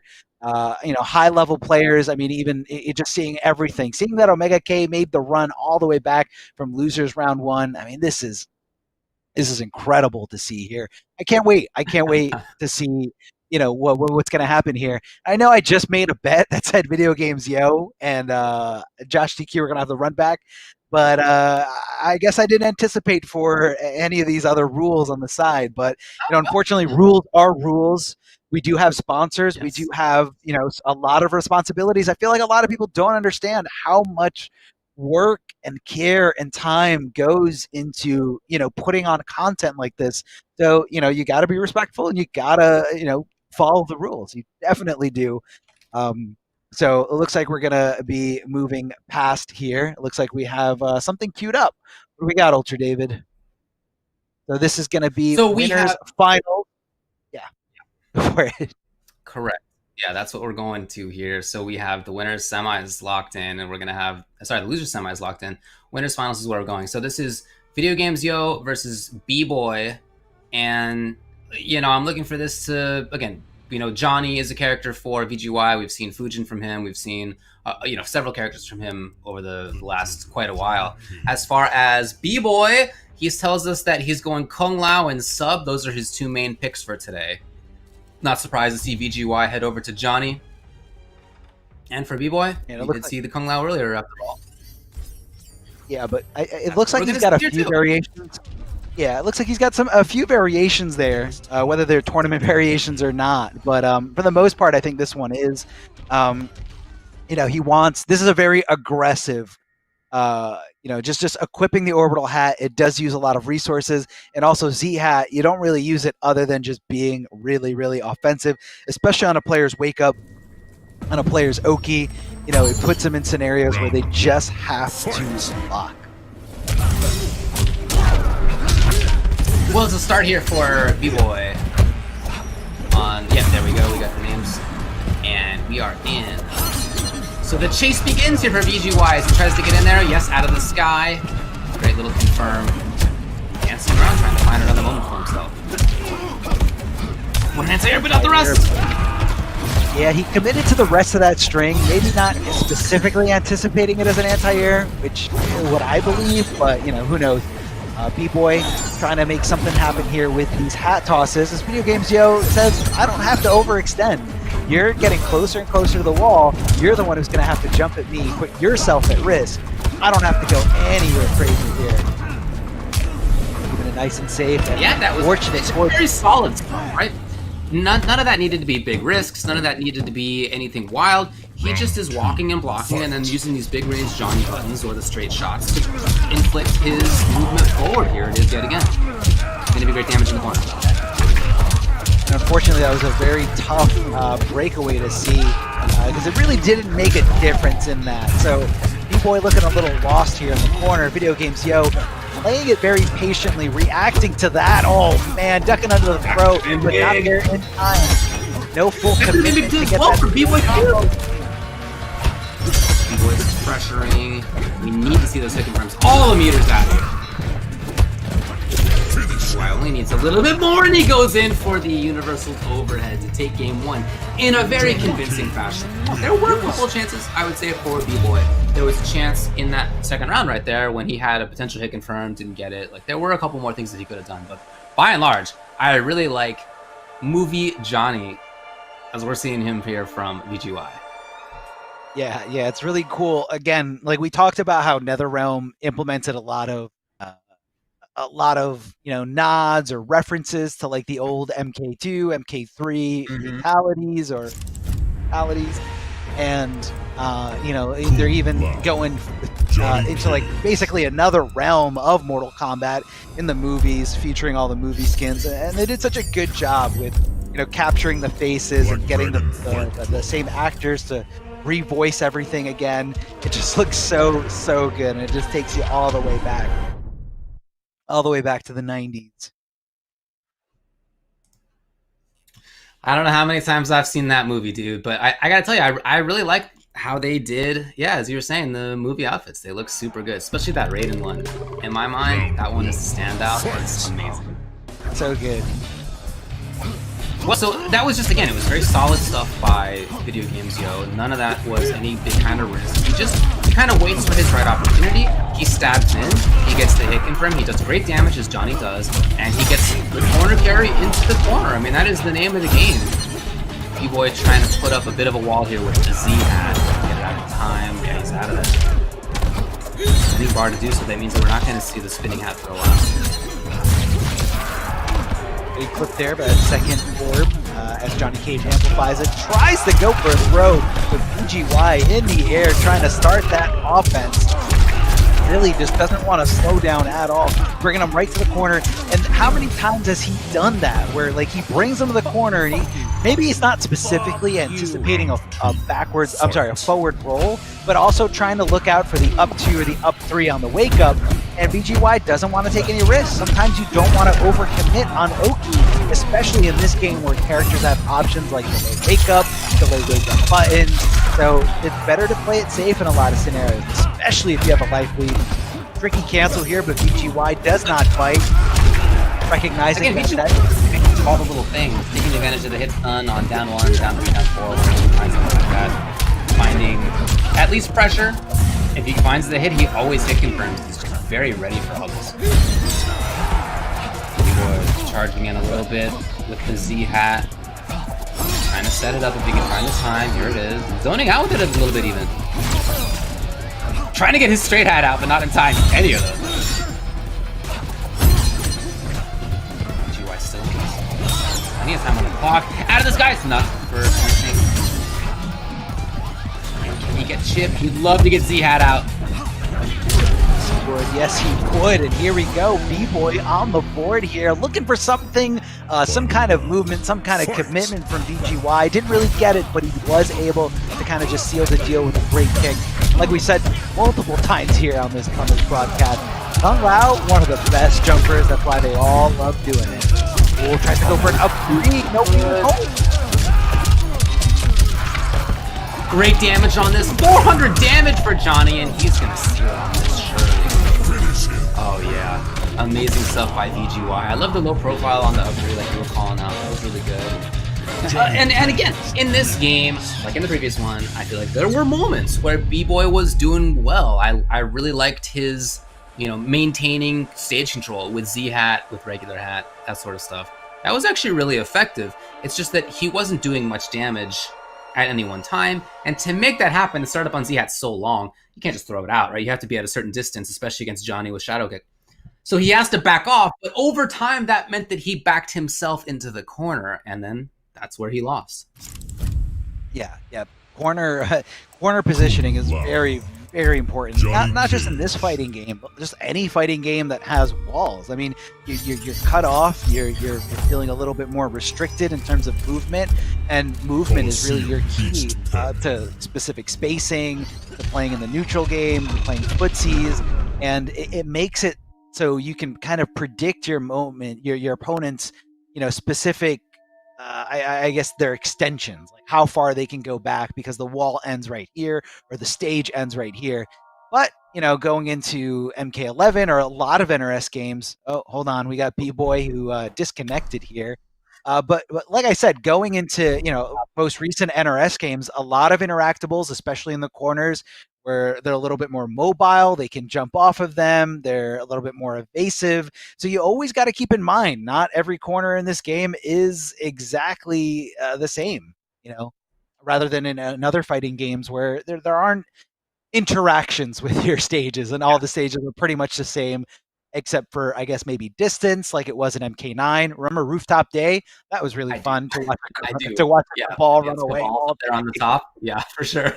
I do remember that. But yeah, that is one of the unique parts of NRS games, is that they have, ever since Injustice, had these extra little bits. And even before, like you said, that they had different stage lengths. That is one of the cool things about the game and these series. So both players just had a lobby issue. They are going to be brought back in here. And somebody else just got brought in. Hello, who's this? This is Mumu. This is Chelsea's cat that she rescued in Korea. So he's actually not an American short-haired cat. He's actually a Korean short-haired cat. And he loves to meow at night, especially right when we get our son to go to sleep. He loves to run around in the hallways and just scream like he's got to tell someone a big secret. And I guess that's very common for male cats, but this is Mumu. M-U-M-U. What a little cutie. All right. That's what I'm talking about. I know how much you love cats, David. So I was just like, yeah, I got two cats who are right outside of this door right now. They're probably within a few feet of the door trying to get in. One of them does have the ability to open doors. So there is a possibility that we could be seeing cats from my end as well, but not yet, of course. I read that article, how your cat ruined your stream. Yeah, that happened right here. You sound so salty about it. You're like, ever. It was hilarious. It was hilarious as it was happening. It's all good. My little guy. Why did my controller disconnect? Oh, no. Yeah, he ate through my controller cord. Yes, that happened. That was a bummer part of it. And then he also knocked down all my lighting and camera stuff. So anyway. Too funny. Oh, man. So what actually happened on the back end here is that the lobby spectator is actually the one that got knocked out of that lobby. So the players are in fact playing a game. We're going to let that one count, and then we'll figure it out after that. So that's where we are, just to keep everybody up to speed. Also wanted to talk about Astro Gaming, as you can see there on the side.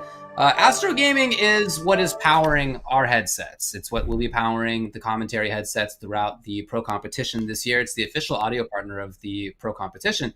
You can check it out at astrogaming.com. They have a lot of officially licensed PlayStation audio products that are available now.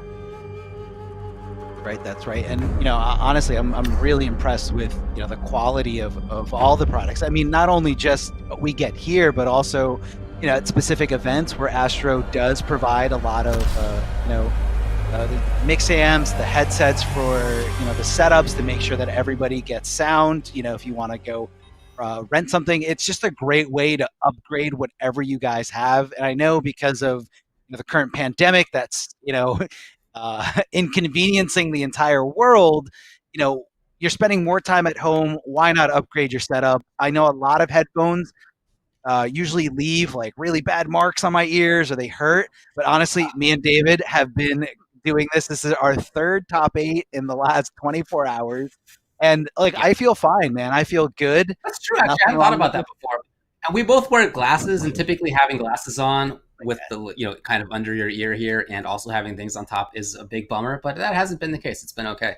So we want to let you know, VGY won it 3-0. Yeah. I mean, off stream. Unfortunately, the lobby spectator got left from the lobby. Sometimes that happens. You know, we've all been in the game, and that kind of thing occurs. It's rare, but it did happen in this case, unfortunately. So we're going to move VGY forward. And I want to give one more big shout out to the merchandise that you guys can all rep your realm with at home. If you guys see any of these awesome t-shirts, you too can buy one. All you got to do is go to Amazon.com/Mortal Kombat. You can represent whatever region you want, or you can just represent a specific character. We got Scorpion, Sub-Zero, and of course, we read every single tweet attached to Ed Boon's Twitter, and we're like, we gotta make a Melina shirt. I mean, if we don't, the world is gonna explode. So we got the Melina shirt for you Melina stands, and for everybody who hates Melina, I guess hold that, because it's Sub-Zero, Scorpion, and Melina. A lot of great merchandise here, and it really does help. Just show some love and represent your interest here. If you love Mortal Kombat, you love pro competition, you love seeing all this amazing content that we have, show a little love. Go on over to Amazon.com/Mortal Kombat and show off your favorite t-shirt. All right.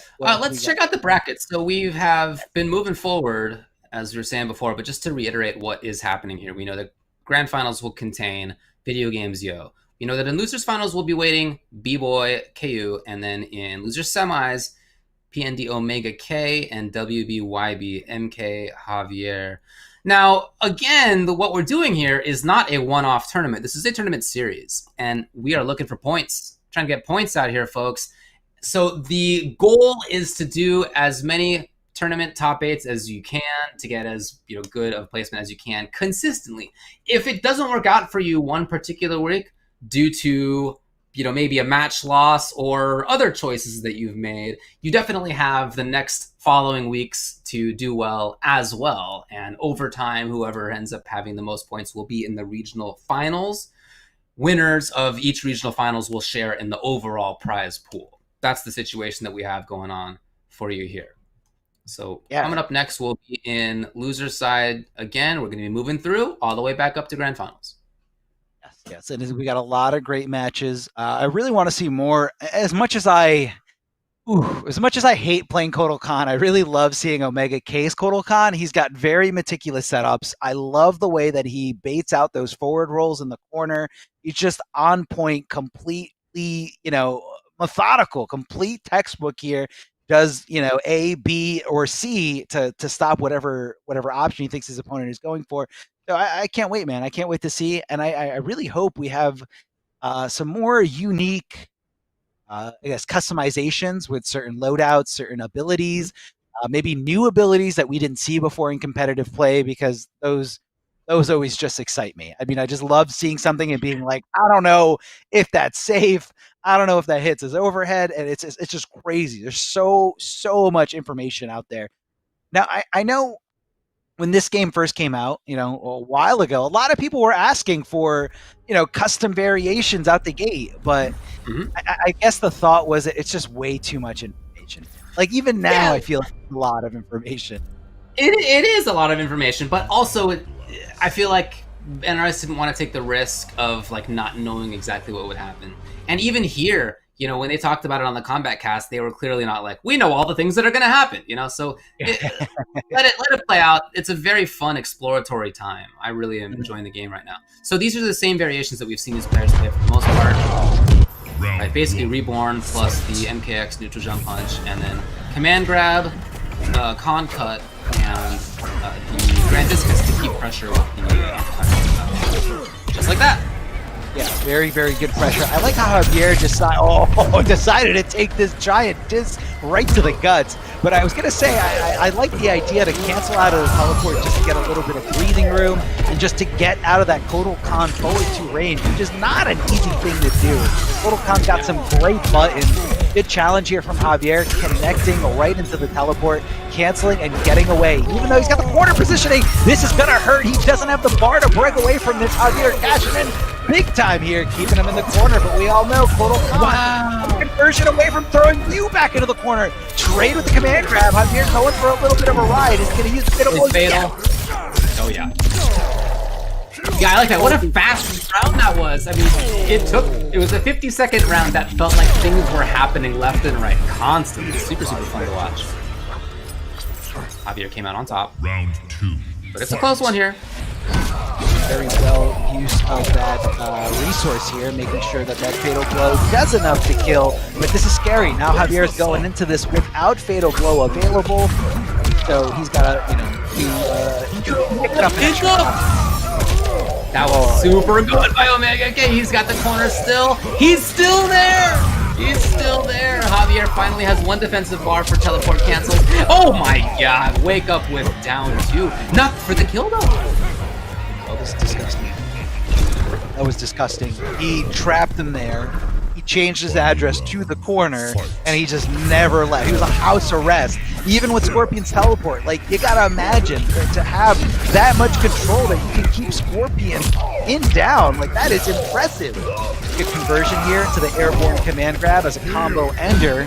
Omega K all over Javier right now. Javier a little bit negative there, but decides to teleport, sneak out of there, cancel, and keep that momentum going. Forward 3-4, flawless block from Omega K, but not ready to use any kind of resources. Instead, just kind of wants to nullify the chip a little bit and maybe nullify, a little bit more of the block stun. Here we go. We got a buffed up Kotal right now, sitting on 2 gallons of blood he just drank. It's not enough. Oh, the stare down for both. Can he punish? Not in time.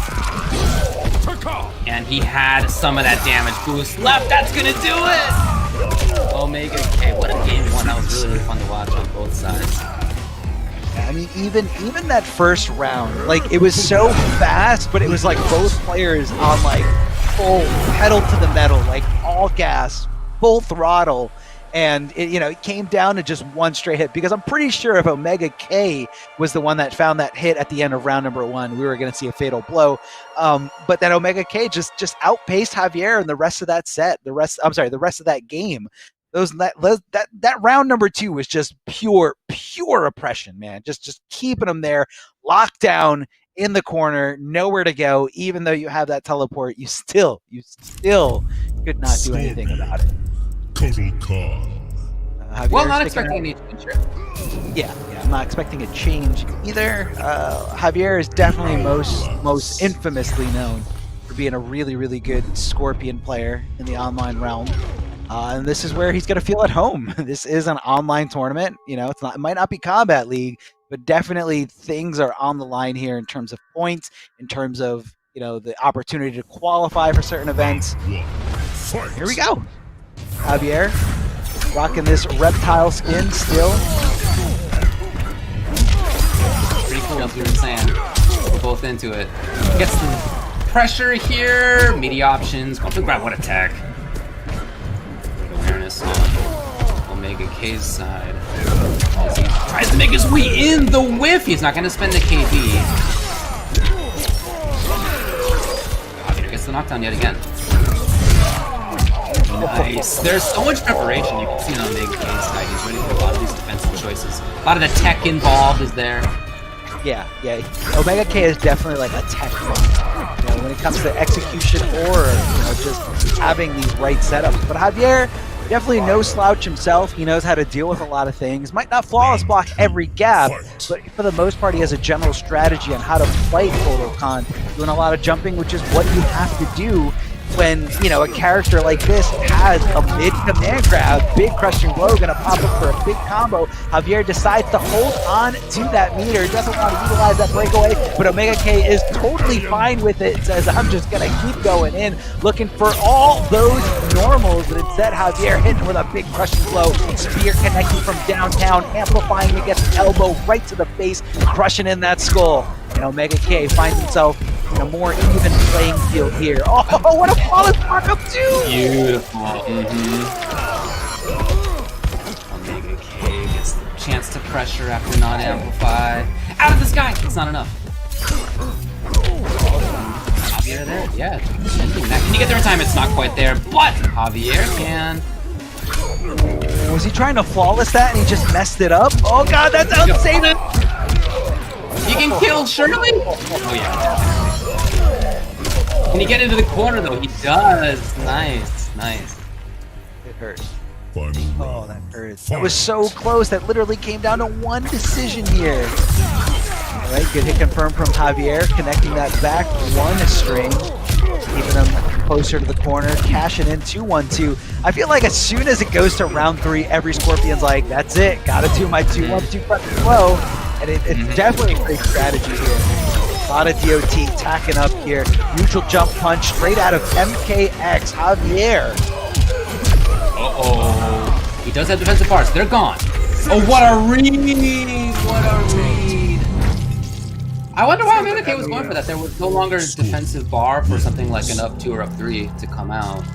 You know, oftentimes you'll see people go for a cross-up jump as a way to get past a wake-up up 3 maybe, but that was not what was coming there. It was just a really big read, like I said, great read by MK Javier to call that out. He ties it up, 1-1. Ooh, man, immediately, like right on wake up, just hitting that down 2, stopping Kotal Khan from any kind of tricky little setup. But yeah, you're right. I mean, Scorpion's up 3 does like push him forward a little bit. So I don't know if Omega K, maybe he was just thinking like, all right, he doesn't have bars, so he's not going to up 2. Not that up 2 is a very common wake up at a high level. I feel like you're more than likely going to see up 3s. But I think Omega K just said like, all right, he's not going to up 2. He's going to respect this jump in. And then from here, I'm going to go for a mix, whether that's command grab or no command grab. But Javier didn't even give him the opportunity. Here comes that down 2, just hitting it as fast as possible, as hard as possible. And that was the right call. That was just pure and simple. Javier is a very, very experienced player, plays this game a lot, and so does Omega K. Yeah.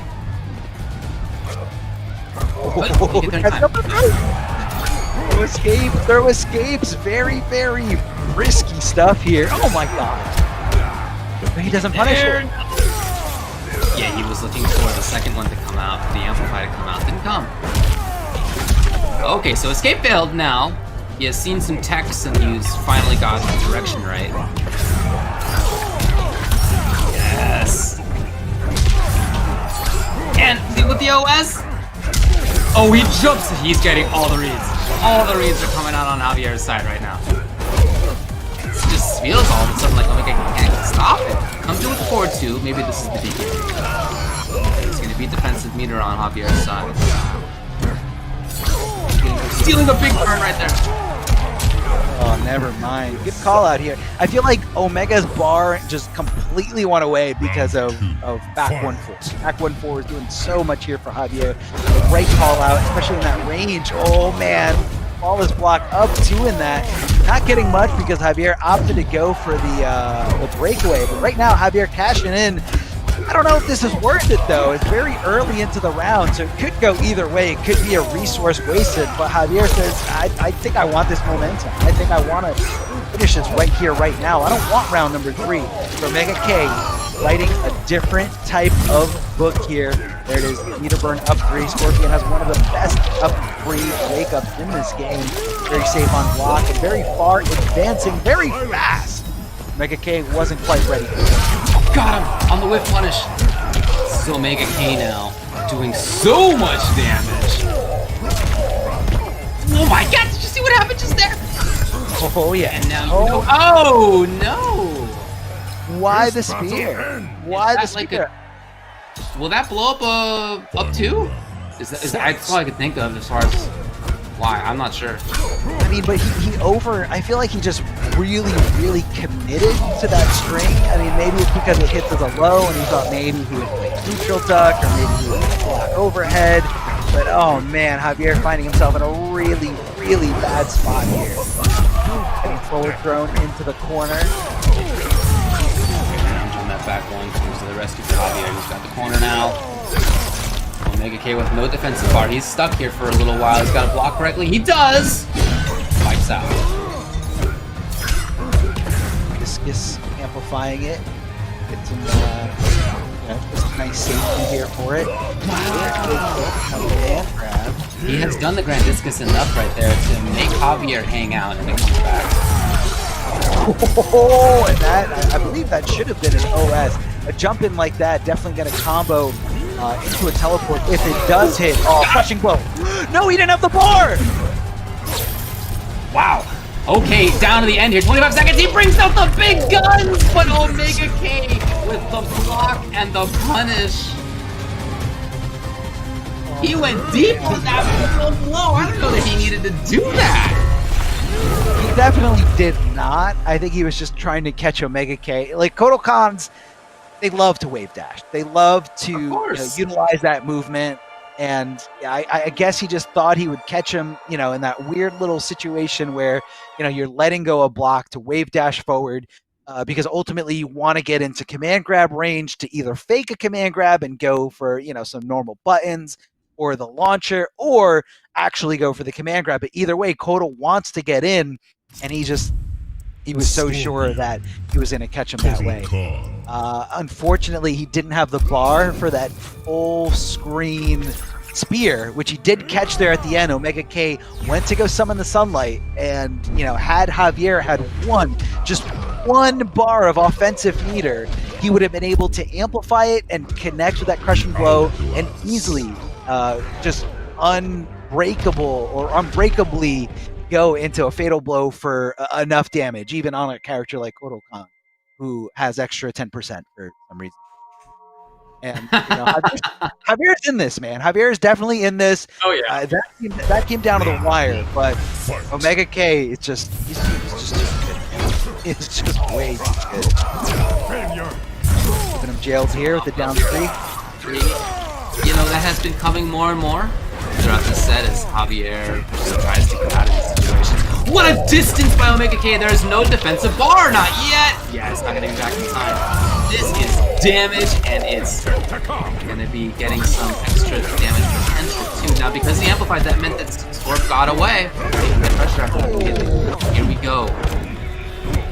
Javier has the corner. Can still moving back. Omega K's got the corner now. Whip punish, yes! Putting on a clinic for the whip punish here is Omega K, looking so good, and that's all she wrote on that round. It's match point for Omega K to get into losers finals. And he didn't even have an opportunity to get up or do anything. As soon as he knocked him down, here comes the sun, and you're just done. Like, it was all over there for Javier. But Javier fighting back, doesn't want to take this lying down. Beautiful shimmy there, hitting him in the shins with that low and confirming into some pretty good damage. 33% ain't bad at all. Omega K challenging back with high starting strings of his own. And there it is, Javier with a wake up down 2. It did help him out before, so hey, why the hell not? Gonna go for the command grab right there at the end. Amplifying it to keep him into the corner, not do that side switch. Trying to convert it. Had he done it a little bit earlier, might have been able to go into another command grab, but it doesn't matter. This thing gets us mid. If you're not jumping, you're not avoiding this. This is absolutely horrible since here. Omega And then K is after sunlight? No, he's not gonna do it. Oh no!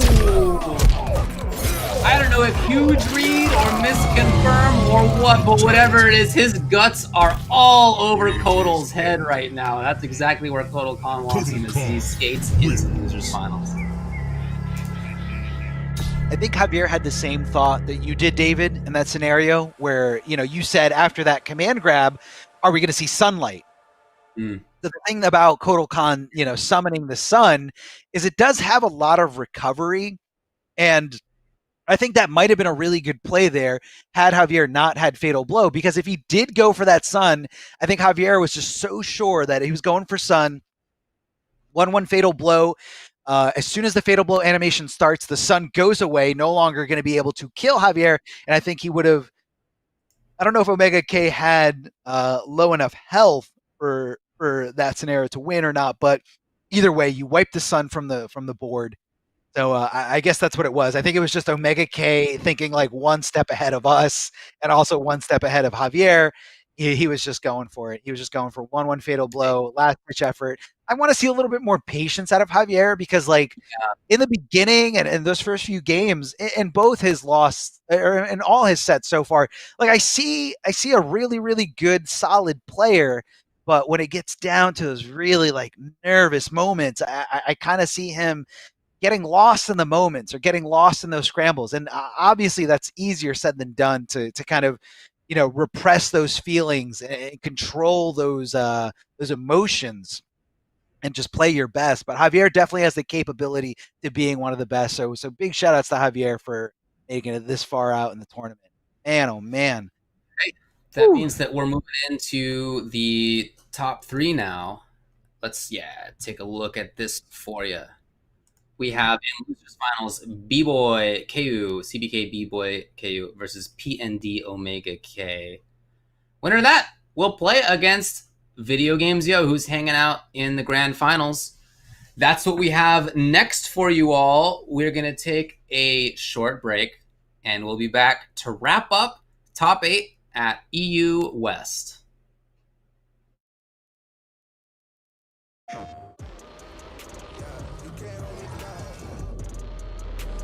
How you like me now?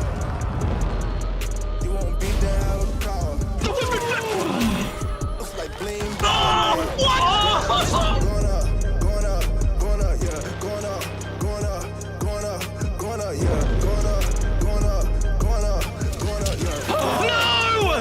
No way! No jokes, no gimmicks, just combat.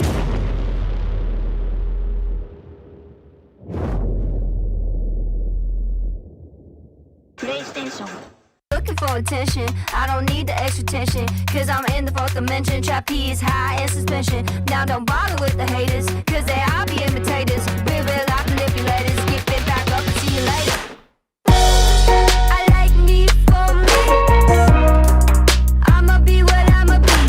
I like me for me, I am who I wanna be. Na na na na na na na na na.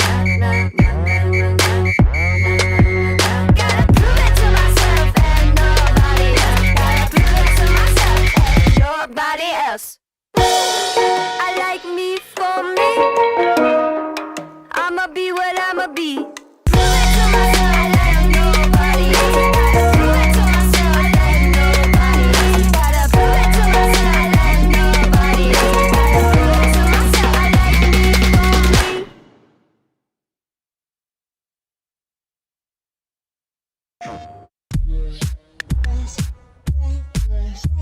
me. Hey guys, Ketchup and Mustard here, and it's time to test your might in the Mortal Kombat 11 Open Series. Ready to rumble? Power on your PlayStation and head to the Events app, filter by type, and select a convenient date and time. Boot up MK11 and locate the PS4 Tournaments menu option. Click it to visit a familiar place, the Console Events tab. Sign up and prepare to play. Once registered, you can view your tournament details and check-in time. A notification will remind you to tighten your black belt and get over here for your match. Continue combat in the open qualifiers to close in on the competition. Thank you for watching, and we'll see you in the tournaments.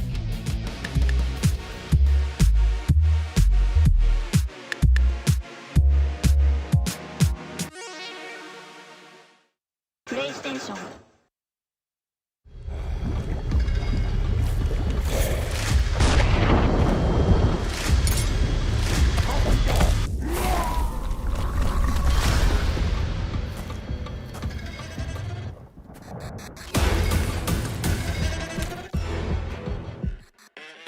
Who are you? I'm your worst nightmare.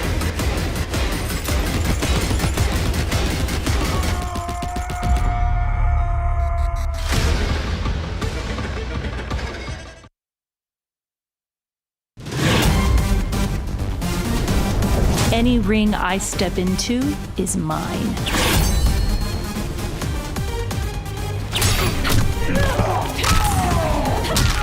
End of the line. Then this fight is now personal.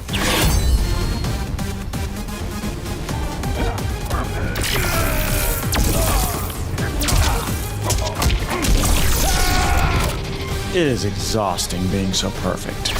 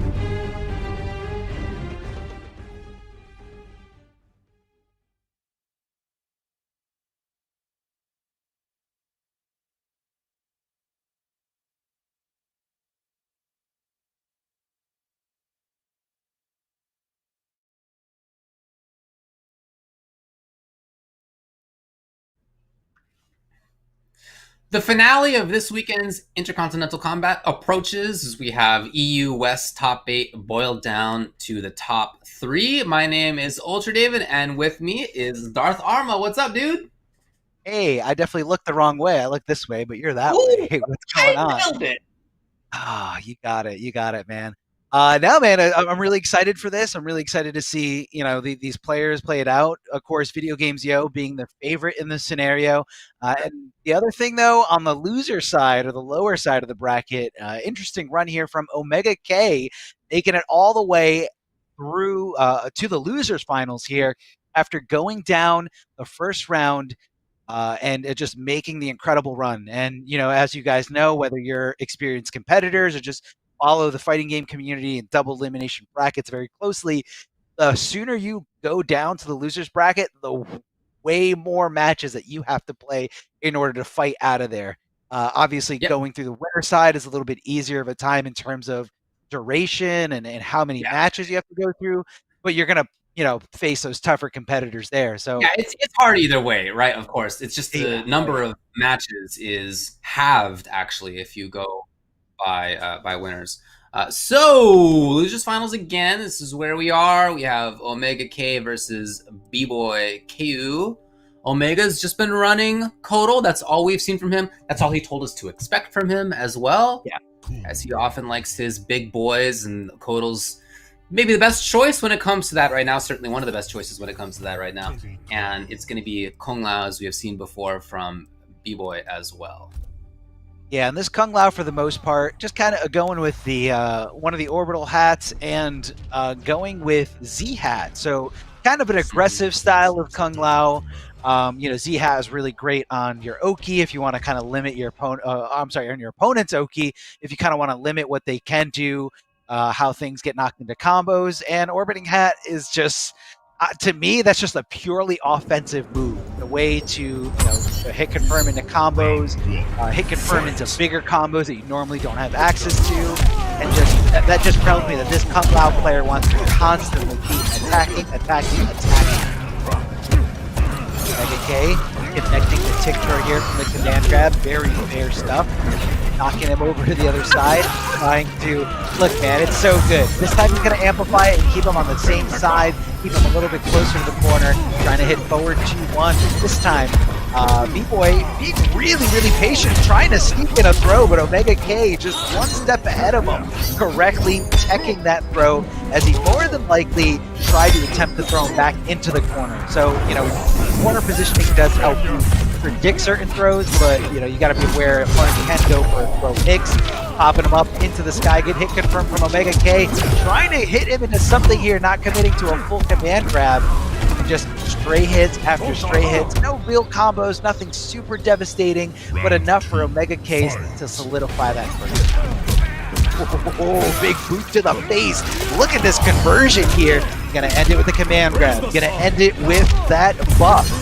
Here comes Kung Lao, just jumping like there's no tomorrow. Jump into the air, but unfortunately does not continue that momentum. Does get hit as Omega K taking full control here. Going to try to go for a spin, but the breakaway gets him out of that combo. Now Omega K finds himself in the corner. No resources to roll, no resources to wake up. Just got to block and wait for your opportunity. Well, that's okay. He's been able to do that. He finds the big punish.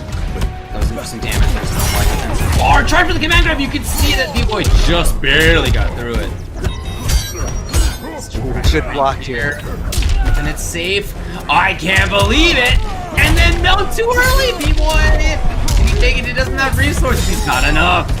But rolled into the Z-Hat to end up losing. Yeah, that Z-Hat really covers a lot of different options. I mean, like, as long as you keep away, you're going to avoid those up threes, avoid those up twos, and especially those forward rolls that you can just see there.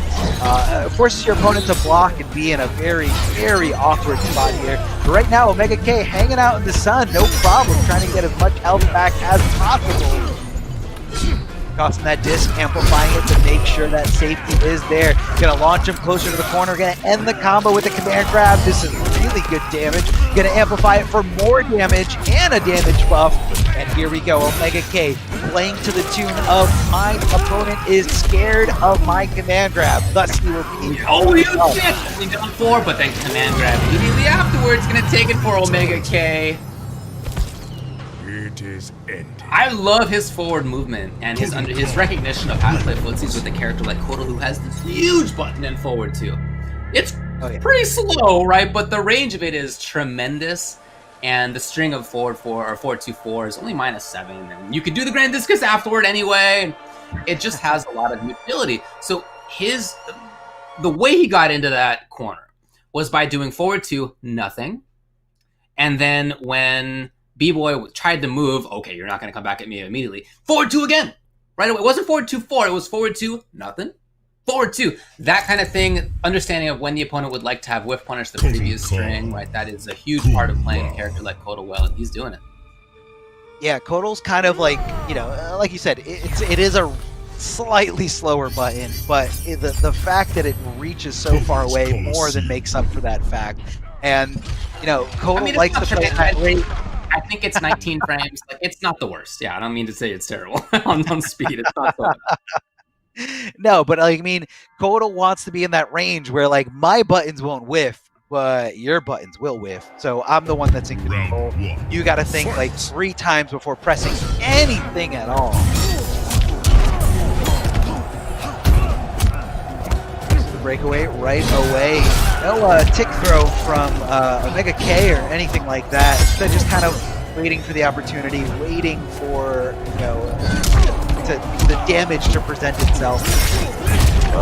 Kind of risky here with the jumps from Omega K. I feel like it's a little uncharacteristic of himself, trying to hold up and get out of a bad scenario. Or I feel like against most players, he's usually a very well-grounded player. That's how he likes to play. Not going for the flawless blockable gap. That's going to be a big punish. Doesn't tap into the crushing blow, though. So I definitely agree with it, especially because it's not going to get him the victory. Yeah, for sure. And he's not spending barriers so that he can stay close, so he can pressure better. He's got it into fatal blow. So that's in big part because he didn't spend bar. Like, he could have done more damage. He could have gotten the damage buff. That means that you lose positioning. And that's Kotal in that mid-screen situation we run again. Snowball again, that's the name of the game. Yeah, you don't want to dip into amplifying that command grab until you're close to the corner. Whether your back's up against it or your opponent's up against it, you know, you want to choose the sides, and because in mid-screen, your opponent's just way too far away for you to continue your onslaught, continue your pressure. Omega K looking for a neutral jump kick, but B-Boy fighting it out really, really well, but unfortunately finds himself in this big combo. And that's what we were talking about before, going into the amplified version of the command grab, whether it's the raw command grab tries to go for a regular throw, but B-Boy was not on the ground, instead he was jumping. He was in the air with the rest of the Kung Lao players getting thrown back here. Oh no, he didn't believe in the Z-hat. There was the cancel coming. Omega K now. Yeah, you definitely spend this there. He dashes in. Big to the face. What a solid button here. Now it's going to do a lot of damage, but I don't think it's enough. He's going to amplify it to dunk him again. But this is so close. What can you do, really? That's what he was going to cancel into, no matter what. Down 1. If it was blocked, no problem. Here comes the sun. And I got nothing to worry about. I'm Kotal Khan. Boy, down 2-0 in this very familiar situation. We saw him go down 2-0 to Video Games Yo in the winners finals, and it didn't really pan out too well for him. Hopefully he can dive in deep. Maybe it needs a specific variation change, or maybe a character change. So let's see what he can bring to the board. But Omega K is just playing out of his mind right now. Such solid, you know, gameplay from this player. And I'm definitely not surprised. Kotal Khan.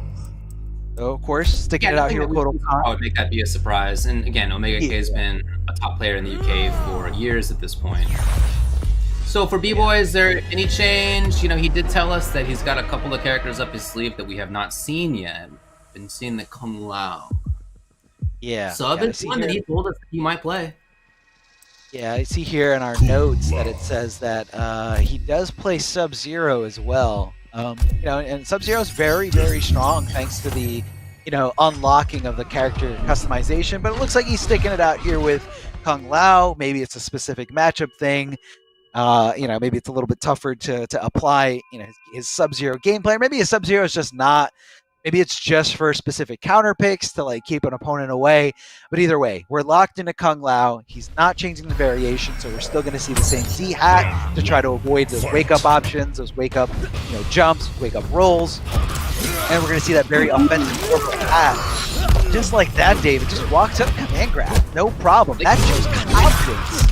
Yeah, it definitely does, and it's making me want to play Cold. That looks super fun to just wave that shit with command grab. Definitely good. I don't know about fun. It's definitely really, really good. Throwing out the Z hat and Omega K knowing that at that range, Kung Lao is not really at any kind of advantage, especially when you got some forward advancing moves like that. Did it a little too early. Didn't think he'd switch over to the other side and put himself in a punishable state. He at least thought he was going to be able to make him block. What a conversion here, down to hitting at the very, very top of that jump art, even for Kung Lao. Blocking that up 3. Actually, don't remember if that up 3 is one of the punishable ones or not, but either way, Omega K not taking any big risks here, just waited for the opportunity. Oh yeah, that up 3 is -8. Yes. Okay, so it's very, very tight, even if you have something fast enough.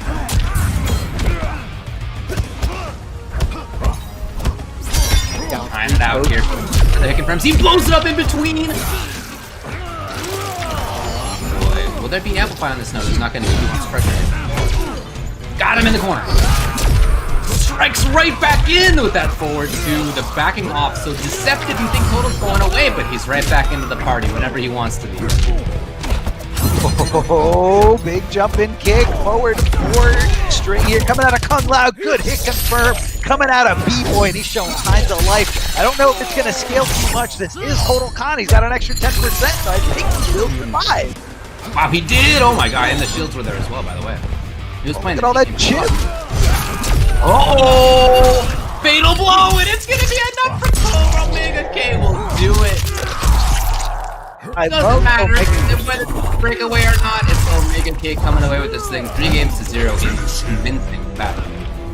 Oh, what a comeback here from Omega K, and he is not done yet. He is still trying to move on, trying to get to the grand finals where he is going to be fighting video games. Yo, how did this man make it all the way through that entire losers bracket just to be here at grand finals?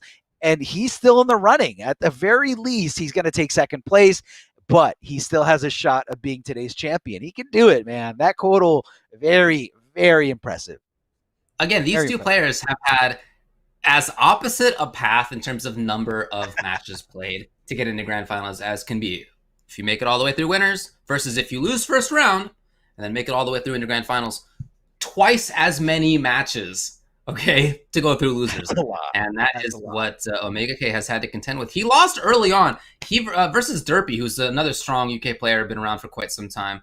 So that's a match that, maybe unlucky to have gotten right off the bat, but he, since then, has been on the top of his game, and he is going to contend versus Video Games Yo in the grand finals.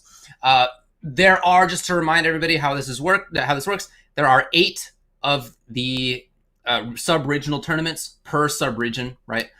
So EU West will have 8 of its own, EU East, etc. Everybody has their own. And so this is week 1.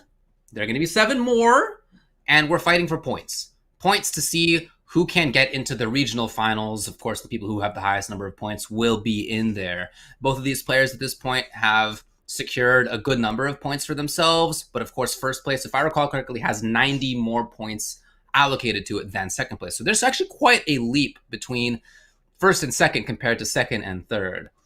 That's what they all want, of course. We'll see how it goes.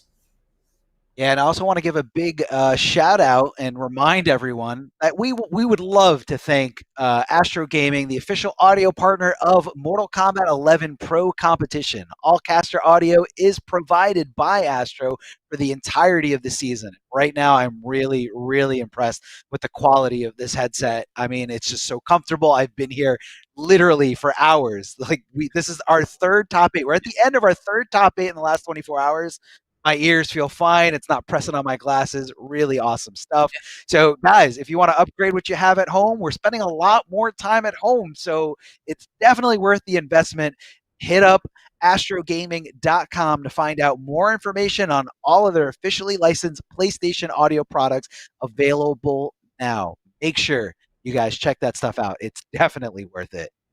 Ultra David, I know you're nice and comfy there. You've been wearing the headset just as long as I have. You've been up since 6 o'clock in the morning, your time. I mean, man, Well, you're going 5 o'clock in the morning, my time. Thanks. In order to be here for 6 a.m. My time. No, it's been really great though. I mean, it's a lot, right, to sit here and do 3 basically back-to-back top 8s, but it has actually been a blast to see all the different characters and all the different players and to help tell the stories. This is one of my favorite things about being able to commentate, is to help tell the stories of the players. Thanks to all the players for giving us feedback. I mean, we know some of these players in advance, right? We know some of them for years, but others not as well. I've seen them on maybe like the PlayStation Open series, right? I watch that pretty regularly on Tuesdays. I see them there, but some I didn't know before. So to get extra feedback about them and to be able to talk about that has been one of my favorite things of the days so far. There's only 2 players left in Grand Finals. VGY has been running the Johnny all day so far. I think that's what I'm looking for here as well. And his opponent will be PND Omega K, who's just been running the Kotal, and I'm looking for that to continue as well. You think VGY is going to grace us with some Shao Kahn like he used to back in the day? No? Just no? Come on. Shao Kahn now has some custom variations. I know he doesn't think Shao Kahn is very good, just like everybody else also doesn't think Shao Kahn is very good, but I think there could be a little bit more utility there because of those custom variations being unlocked. Maybe specific things to help you, condition your opponent to not look for those flawless block cabs. But that's kind of been like the biggest problem for Shao Kahn. I mean, other than that, he's got great wake ups. Good damage, not the best damage in the world, but pretty good. They didn't nullify it too much, but it all really comes down to that main string not being able to, get in there for free, so to speak. Well, and I think Dunex did try Shao, right? If you recall, when Omega K and Dunex played, it was Kotal versus Shao. It was the Khan battle. And Dunex is a guy who I've watched on the PS Opens as well. I mean, it's a player I've seen before too, using the same character with some success. So seeing Omega get through that makes me think probably not. I mean, he's clearly very familiar with the matchup. It was close. It was close. Would it be great? Would it be a blast? Yes, it would be. It would be a blast. If you're out here to try to get first place, it's not even the case that I think that Shao is a terrible character. I think nobody's a terrible character in this game. I think the worst is that you are worse than other characters, but there's nobody who sucks in MK11. That said, if you are trying to win tournaments, if your goal is realistic and achievable, and you really think you're one of the best players in the world, like VGY certainly is, oh yeah, you should give yourself the best chance. Honestly, even again, as somebody who is playing characters who aren't among the best, I'm not out there trying to win the majors, right? I have a different kind of thing that I'm going for. I'm playing casually. I'm playing to learn. I'm playing for commentary. If I'm out there to win a tournament, I probably wouldn't be playing, RoboCop either. I probably wouldn't be playing Terminator either. I probably wouldn't be playing even Baraka either. Maybe I'd still play a bump picker in some matchups, but in general, I'd probably make those changes as well. So I get it. I'm not going to be critical about somebody who is in that kind of situation like VGY is. I'm not going to do that. I'm going to be really upset if VGY doesn't pick Shao Kahn and gives us another Kahn battle. It's going to be awesome. Like I said, a lot of people I remember early criticisms of VGY because they're like, yeah, you can say he's the best Shao, but he doesn't pick him in tournament. And VGY is like, yeah, because I want to win. Look, he's picking Shao Kahn. Please, No please, way. Are you please, right? please. Are you I right? told you. Khan battle. He's ready. He's at least going to give us one game of Khan battle. Right. I think he can do it. I think he can do it. He not only that, but because he's on the winner side of grand finals, he's got a little bit of cushion, a little bit of breathing room in terms of how many sets he has to lose in order to be eliminated. So he can go a complete set with Shao Kahn, and then if it doesn't work out, then we go to the big guns. We go to the top tiers. We go to Johnny Cage. Right now, I think we can do this with Shao Kahn. I can't wait. I cannot wait. Give me that. Priest in there. He's got Annihilation in there. You survived the flesh pits. Buff up Despite that hammer. Shang Tsung's efforts, yes. Yet Definitely buff again, up that hammer. failed me. Round 1. Sick looking hammer, by the way. Dude, look at this hammer. Just see these cuts. Look at his Kota's variation as well, my boy. That's his boy, man. That is absolutely his boy. Look at this. Oh, he dropped the combo. It's okay. Kept the momentum. Big jump in 2. And it's just like, it reaches so far, way farther than you would think. A lot of people just kind of assume that jump and kick is happening. And I don't like that at all. Looks like we had some kind of disconnection. Video games, yo. Oh. We are checking Yeah. to see what happened on this. Are we still in? Is the spectator still in? Believe so. Well, it said video. Word on that for you here. We're trying to figure this out. Do you think the universe is telling VGY to pick Johnny Cage? Is that what's happening right here? No, definitely not. I don't think that's what it is. We'll get this back on. We'll get it back in there. I just don't think that the world is ready for quite a Khan battle because we have the best Shao Kahn in the business. Like, I know he doesn't pick him in tournament, but seeing what VGY can do with that. Okay, so VGY confirmed here in the chat. He says, no, all caps, I'm playing Shao. That's it. That's his boy. I mean, I'm happy to see it. It is his boy. It's his boy. Boy. You know what? Hey, we do want the points. But it's also not the end of the world if he gets second place. VGY is seen as one of the best players in this region. And, I don't think this is going to be his only top 8.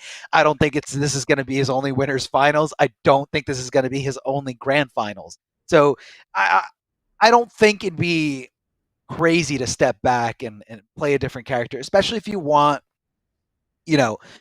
like you said, Shao Kahn is not really seen as a top tier character. And because of that, these lower tier characters, they do have this sort of uncalculated X factor. And this exists in all fighting games where, this character is so under the radar that nobody knows what they do. Nobody knows where the gaps are. Nobody knows where the flaws are, or how to beat them.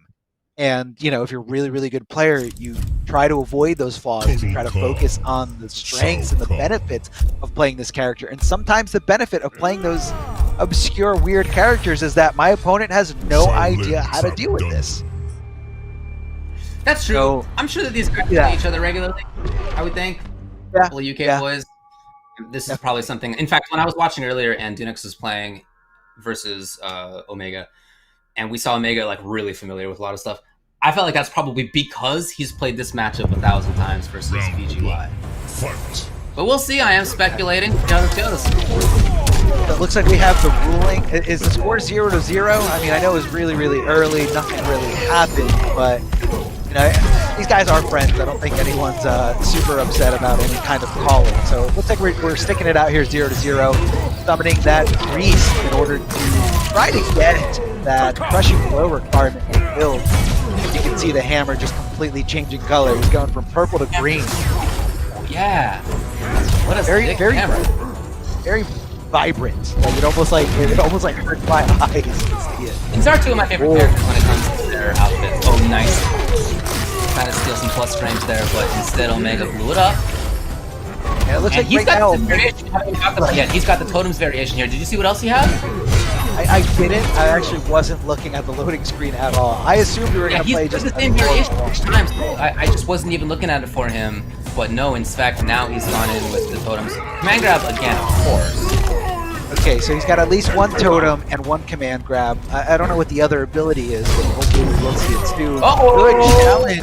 Good hit confirm here by VGY. Video games. Yo, that's game 15. Finding the opening, finding the winning button here. Let it rip both your triggers. And Fatal Blow does rock. Round 2. Fight. Praise the sun. So he doesn't have Kombat. No, it doesn't look like it. I'm like trying to put it together in my head. Here we go on the whip button! 216, almost towards the corner. Look at the movement by video games. So even on defense there, as he's trying to get out of the corner. Faking it. Ooh, boy! You don't want to whip that throw. Oh my god, somehow that big jump and kick did not connect. Kotal Khan able to just duck right under it, stand up, go for the quick anti-air, and get a nice little conversion. A little desperate move here from VGY, hoping to hit a stray shoulder just out of nowhere.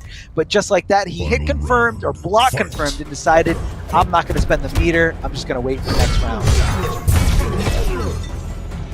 Smart move stuff right here. Yeah, he didn't want to go for the ball. Oh, he just did it. He just did it. Getting sliced open here is Shao Kahn getting tossed in the corner from this very, very fair command grab. A lot of poking with those down fours. A very good poke from Shao Kahn. Oh, you hear the skin, the dragon skin ripping through that sword. Oh, no, confirmed? I mean, I guess it wouldn't have been into Conca. It doesn't have that, but he could have at least gotten a little bit more. Oh my god, he blocked it perfectly. Serve your cause. He's close! And he goes into that tick! Deciding whether it's the tick or the plus frame ender right there. And VGY guessed wrong, Omega K guessed right. Game 1 goes to him! See how VGY feels about that one. I mean, even though he got a round on the board, I feel like it was pretty favorable for Omega. Omega K seemed to be in control, but you know that could all easily change here and there. So even in that round that VGY won, he won it if you recall. I think he caught a dash with his stand 1 string. I think that's what happened, right? So he dealt a ton of damage into Fatal Blow. Like it was just a big moment. But other than that, and until that had happened, yeah, I recall Omega K doing really, really well. Will he just go Risen Emperor? Okay. This is regular variation, regular tournament variation. Maybe Shao Kahn isn't a character that he explored too much. You know, just maybe he was a little too busy in the competitive world trying to find what's cheap with Johnny Cage instead of going back to his boy. Because we have Dark Priest, Upwrath Hammer, and Annihilation. Omega K is actually switching variations here.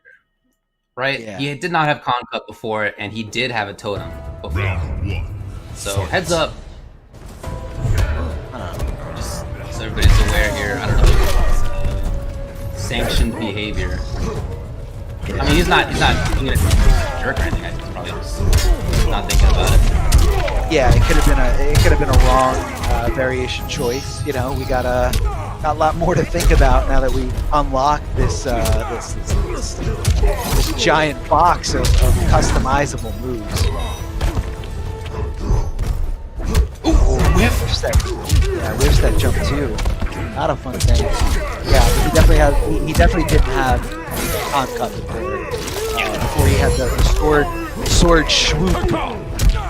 Which the con cut replaces. It gives Annihilation a really fun way to steal some turns, especially after you cancel him from some low pokes. He did go for the follow-up. Oh. Yeah. He didn't have the last breath available because he didn't have a full defensive meter. The defensive meter was there. It was just con cut. Here's Omega.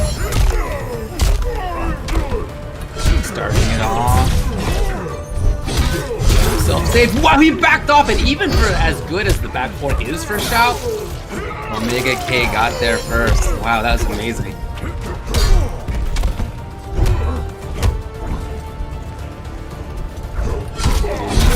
The question of 4-2! You can count on it. Oh yeah, definitely count on it. You know what's happening. You know what's coming your way. Oh, good block here. Good punish. Smart stuff by Video Game CO to know that only the first part of that move is unblockable. The rest is blockable, and you definitely can punish. Oh, that was a clean punish here. Shoulder charge coming right at you. And that's going to be a big crushing blow for even more damage. Annihilation coming at you. But is it well spent? He did a wake-up fatal blow. Like his life depended on it. Like this was the last round situation. But it really, I mean, I guess technically it was. Had Video Game CO made the comeback, but he just went for it. He just went for it.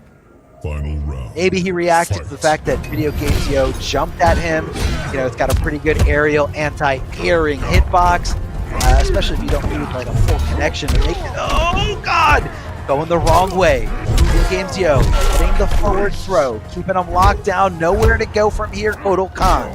Oh, whiffs! Huge whip here. Great damage here for VGY. Who outranges but just punish? Oh, he wasn't there in time. Did he think that it connected? Never mind. He's going ham. He's going crazy. He's really making use of the frames 10-1. Maybe he called it at that time though.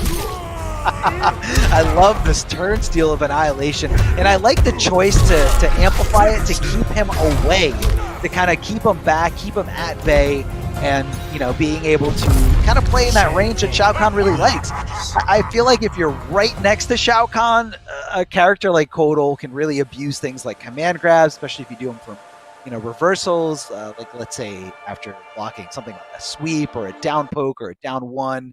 It's definitely not in Shao's favor, where Kotal's got a few more options. So not sure what the ruling is. Like David mentioned before, Omega did change variations. Again, I don't think it was on purpose. I think, you know, he just didn't realize what he was picking. Shao Kahn. You know, sometimes you get so caught up, you just pick the same variation. You think you're picking the same variation, but you're picking the same variation from another game, and it's definitely been a long tournament run for Omega K, so you can't really blame him for picking that wrong variation. Yes. So okay, so he has command grab, grand discus, and the totem, damage buff totem. Round 1, fight. So that is the one that he came in with the first game. Ooh, okay. Getting the damage buff on the hammer. The hammer looks so sick! Oh. I find myself just looking at the hammer. Yeah, so he's going back. Oh yeah, really we find himself back at that variation, that same one. We got the totems, and the con cut is no longer part of it. So now you got more options here with the sword shoot. Just gotta get out of there, he does finally. But after that, it was just gonna be a mid from Omega K. Yeah, I like that. I mean, even on block, probably would have been it. He would have gone into Grand Discus. In any case, looking okay. Oh, yep, all the damage is real when you got especially 2 of those in there, especially 3. Can you? That's it. The knockdown. Damage in the corner. Threads here. And what a keep up! Key breakaway right there, just to prevent this avalanche from beginning, and it hasn't worked. Instead, Omega K is here. Too far! Oh, big whip, and that means big combo potential here for Video Game CO. He does get the priest out there, so if he does connect that specific hammer move, he can go into a crushing blow. Let's see if he gets it in time. No, it stops glowing. Doesn't matter at all. This round is going to be going to Video Game CO. He can save that crushing blow for later, along with some other crushing blows that he does have at his disposal. Trade there on the sweep, big knockdown, but Kotal Khan able to fight his way back out, pressing those normals, pressing those buttons, as Video Game Yo decides to go for the back roll to get a little bit of breathing room, a little bit of space. Down 4 poke does get blocked, so Omega K being really precise, not trying to swing out of turn, because we all know that those down pokes can get canceled into that Annihilation. Oh, speaking of Annihilation, look at this damage. 2 big shoulder charges in the same combo. 41%. Well, I guess a little bit less for Kotal Khan, trying to forward dash to get out of there. What a neutral jump, and what a call out here from Video Games Yo. Not quite enough, but just going to need to do a little bit of chip. That's all he needs, and he's there, and yes, that was enough. BGY splits his opponent in half. 2 games to 1. The Khan's looking good, as we all know that it is. It's a real treat to watch it. He's only 1 game away now from taking the tournament. Disgusting. With Shao Kahn? How are you going to say this guy is not the best Shao Kahn after seeing a performance like this? I mean, yeah, Shao Kahn's your boy, but you're a really talented player and you want to play with the best. So you got to play a little bit more serious. You got to pick a top tier. But it doesn't mean that you can't be, really good with Shao Kahn. It doesn't mean that, sometimes, whoa. From out of left field, baby. He said earlier he's only going to go Kotal. This is Dank Fate. Lovely name. And what do we have here? All of the Terminator's builds will have a command grab. That's just a base for him. He can use a separate command grab if he'd like to that replaces that, but we'll see what he's got. I've been playing this character a lot too. We have Running Man, I'll Be Backbreaker, and Death Grip. So this is actually Dark Fate. He just wanted to rename the variation. pretty good. I'm really surprised that, for me anyway, I feel like Teleport is just a really good thing to have. Maybe it's matchup specific and it's not really super good against a character like Shao Kahn, but against like a zoning character, you definitely want at least a threat of a Teleport to, be able to punish those full screen options. But that's neither here or there. Terminator's good. Terminator's not a character you saw very often even before, but his mixers have always been good. He's definitely rich. Oh man, that's 406 melted off of Arnold's bones. And he remains in the corner, trapped there by BGY, who has only taken chip damage so far until the 3 comes in. And out of the sky! Hold him out! Such a read, dude. Air grab. Yeah, you're so scared of that mid-running man grab that you're just like, I need to get off the ground, and then he just plays perfectly 1 Yomi level beyond that, and it leads to pretty good damage here. There was a slight drop here from Omega K, but I'm going to chalk that up to him not playing this character or planning on playing this character at all for this tournament run. So this is kind of like a little Hail Mary to see if Terminator is the way to go. He's going to need a rare at this point. This is match point, this is tournament point for Video Games Yo, and he still seems like he's in control. Omega K's had that one big call out of the mix-up with Dark Fate Terminator, and other than that, it's been all BGY, and even there, the risk on the shoulder, he's bringing in the double combo, all he needs, 1 more combo here. He's still on a flawless, by the way. Oh, you jinxed him. Oh, Running Man cancels the dare, just lets it rock. Goes right into a back throw to be precise, and just he's trying not to let him win this. He's trying to go to a whole new set, but I think that is all she wrote. Video Games Yo putting on a clinic, winning the entire tournament today just with Shao Kahn in the grand finals, just to show a little bit of flavor, show off that is one of the best, probably the best player with this character. So shout outs to Video Games Yo to making it a little extra hype here in the grand finals as we humbly requested Shao Kahn's presence. It's so good. Shout out to using that fatality at the end. That's maybe the only character in this game where that's like plausible, maybe, that his head can still be intact after traveling all the way through his endoskeleton. Why not? For sure. He's a robot in there. That was just a very dominant performance. As far as Terminator goes, the mix-ups definitely can be legit, but for the most part, that didn't even come up, right? There was that one moment where he got the snackish special of basically dash forward, the opponent tries to jump out, you do air spinning pile driver or air ultra 2, right? Whatever it is. That was sick. But other than that, we didn't really see the sort of more solid kind of mix-ups that we can see in Dark Fate. You're taking risks as this character, right? But you don't need to be taking big risks in that sort of way. And he went for it there. Other than that, it was basically all VGY. Shout outs to VGY. He's super good. Oh, good. Real treat to watch. Good. Really, but a treat to watch Omega K2. I really enjoyed watching the Kotal all day. That's been a lot of fun as well. In fact, we check out the bracket. I mean, if we look at the players overall, this was a treat from start to finish. When we began with the brothers matchup right up at the top, Video Games Yo versus Josh was how we opened this event. And even down to the very end when Video Games Yo beat Omega, all of these matches were great. Hats off to everybody in Western Europe. All the players there looking super sharp.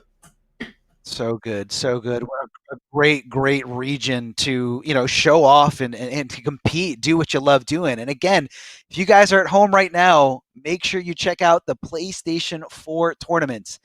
The Mortal Kombat 11 Pro Competition is presented by PS4 Tournaments, so check it out. It's an open series. PS4 tournaments are always on. Be sure to check out all the available titles with tournaments happening every single day, every single week. You got to see specifics. If you guys want to find out more information, all you got to do is head over to compete.playstation.com, sign in with your PSN, and then sign up or clear your schedule for all these specific tournaments. Again, huge shout outs to PS4 Tournaments for making this entire Pro Tour possible and being a really, really big asset in terms of a sponsor here, making sure that everyone is getting, the recognition that they want, that we're getting the streams out in all those different regions. And, you just love to see it, man. I love to see all these different regions being represented, and we wouldn't be able to do it without PlayStation 4. So huge, huge shout outs to them. It's been a great weekend of watching Intercontinental Combat. We had Oceania, which was won by Waz. We had EU East, which was won by Val. We had EU West, which was just won by Video Games Yo. Very talented players all over the world for this weekend. It was a treat to cast it, as they say in esports. Thanks a lot, Arma, for hanging out with me for all of that. It's been fun. Thanks a lot to everybody on the back end as well. We have had our administrators and broadcasters working just as much as anybody up here on the front. Thanks a lot to them too. That's it for this week. Again, this is a long-running series, folks. It's not just one weekend. We have 8 weekends for each of the sub-regions, and there's a ton of sub-regions. So we have a lot of Mortal Kombat action for you ahead in the coming months. That's the Mortal Kombat Pro Competition. We'll see you next time. Thanks, everybody.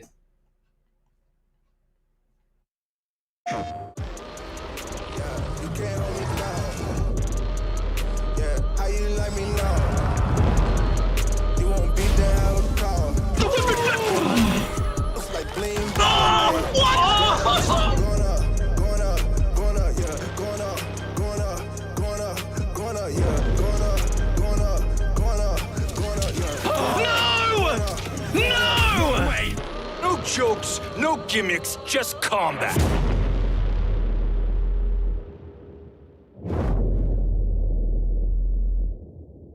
PlayStation. Looking for attention, I don't need the extra tension, cause I'm in the fourth dimension. Trapeze high in suspension. Now don't bother with the haters, cause they all be imitators. We will like manipulators. Get it back up and see you later. I like me for me. I'ma be what I'ma be. I like me for me. I am who I wanna be. Na na na na na na na na na na na na. Gotta prove it to myself and nobody else. Gotta prove it to myself and nobody else. I like me for me. I'ma be what I'ma be. Prove it to myself. I like nobody else. Gotta prove it to myself. I like nobody else. Gotta prove it to myself. I like nobody else. Gotta prove it to myself. I like me for me. Hey guys, Ketchup and Mustard here, and it's time to test your might in the Mortal Kombat 11 Open Series. Ready to rumble? Power on your PlayStation and head to the Events app, filter by type, and select a convenient date and time. Boot up MK11 and locate the PS4 Tournaments menu option. Click it to visit a familiar place, the Console Events tab. Sign up and prepare to play.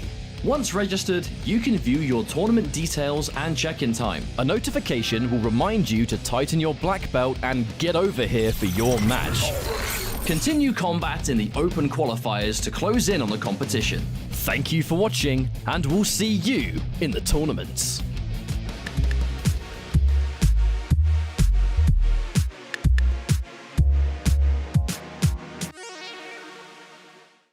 PlayStation.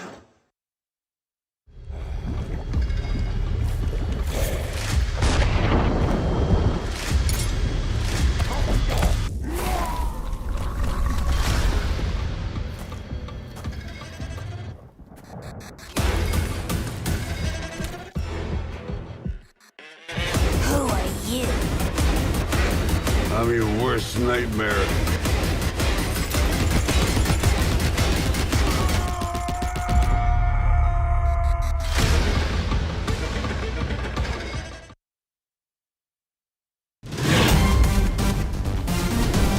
Any ring I step into is mine.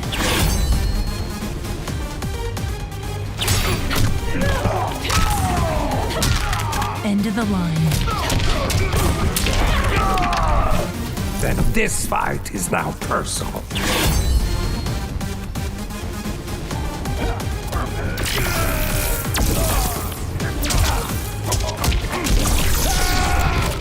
It is exhausting being so perfect.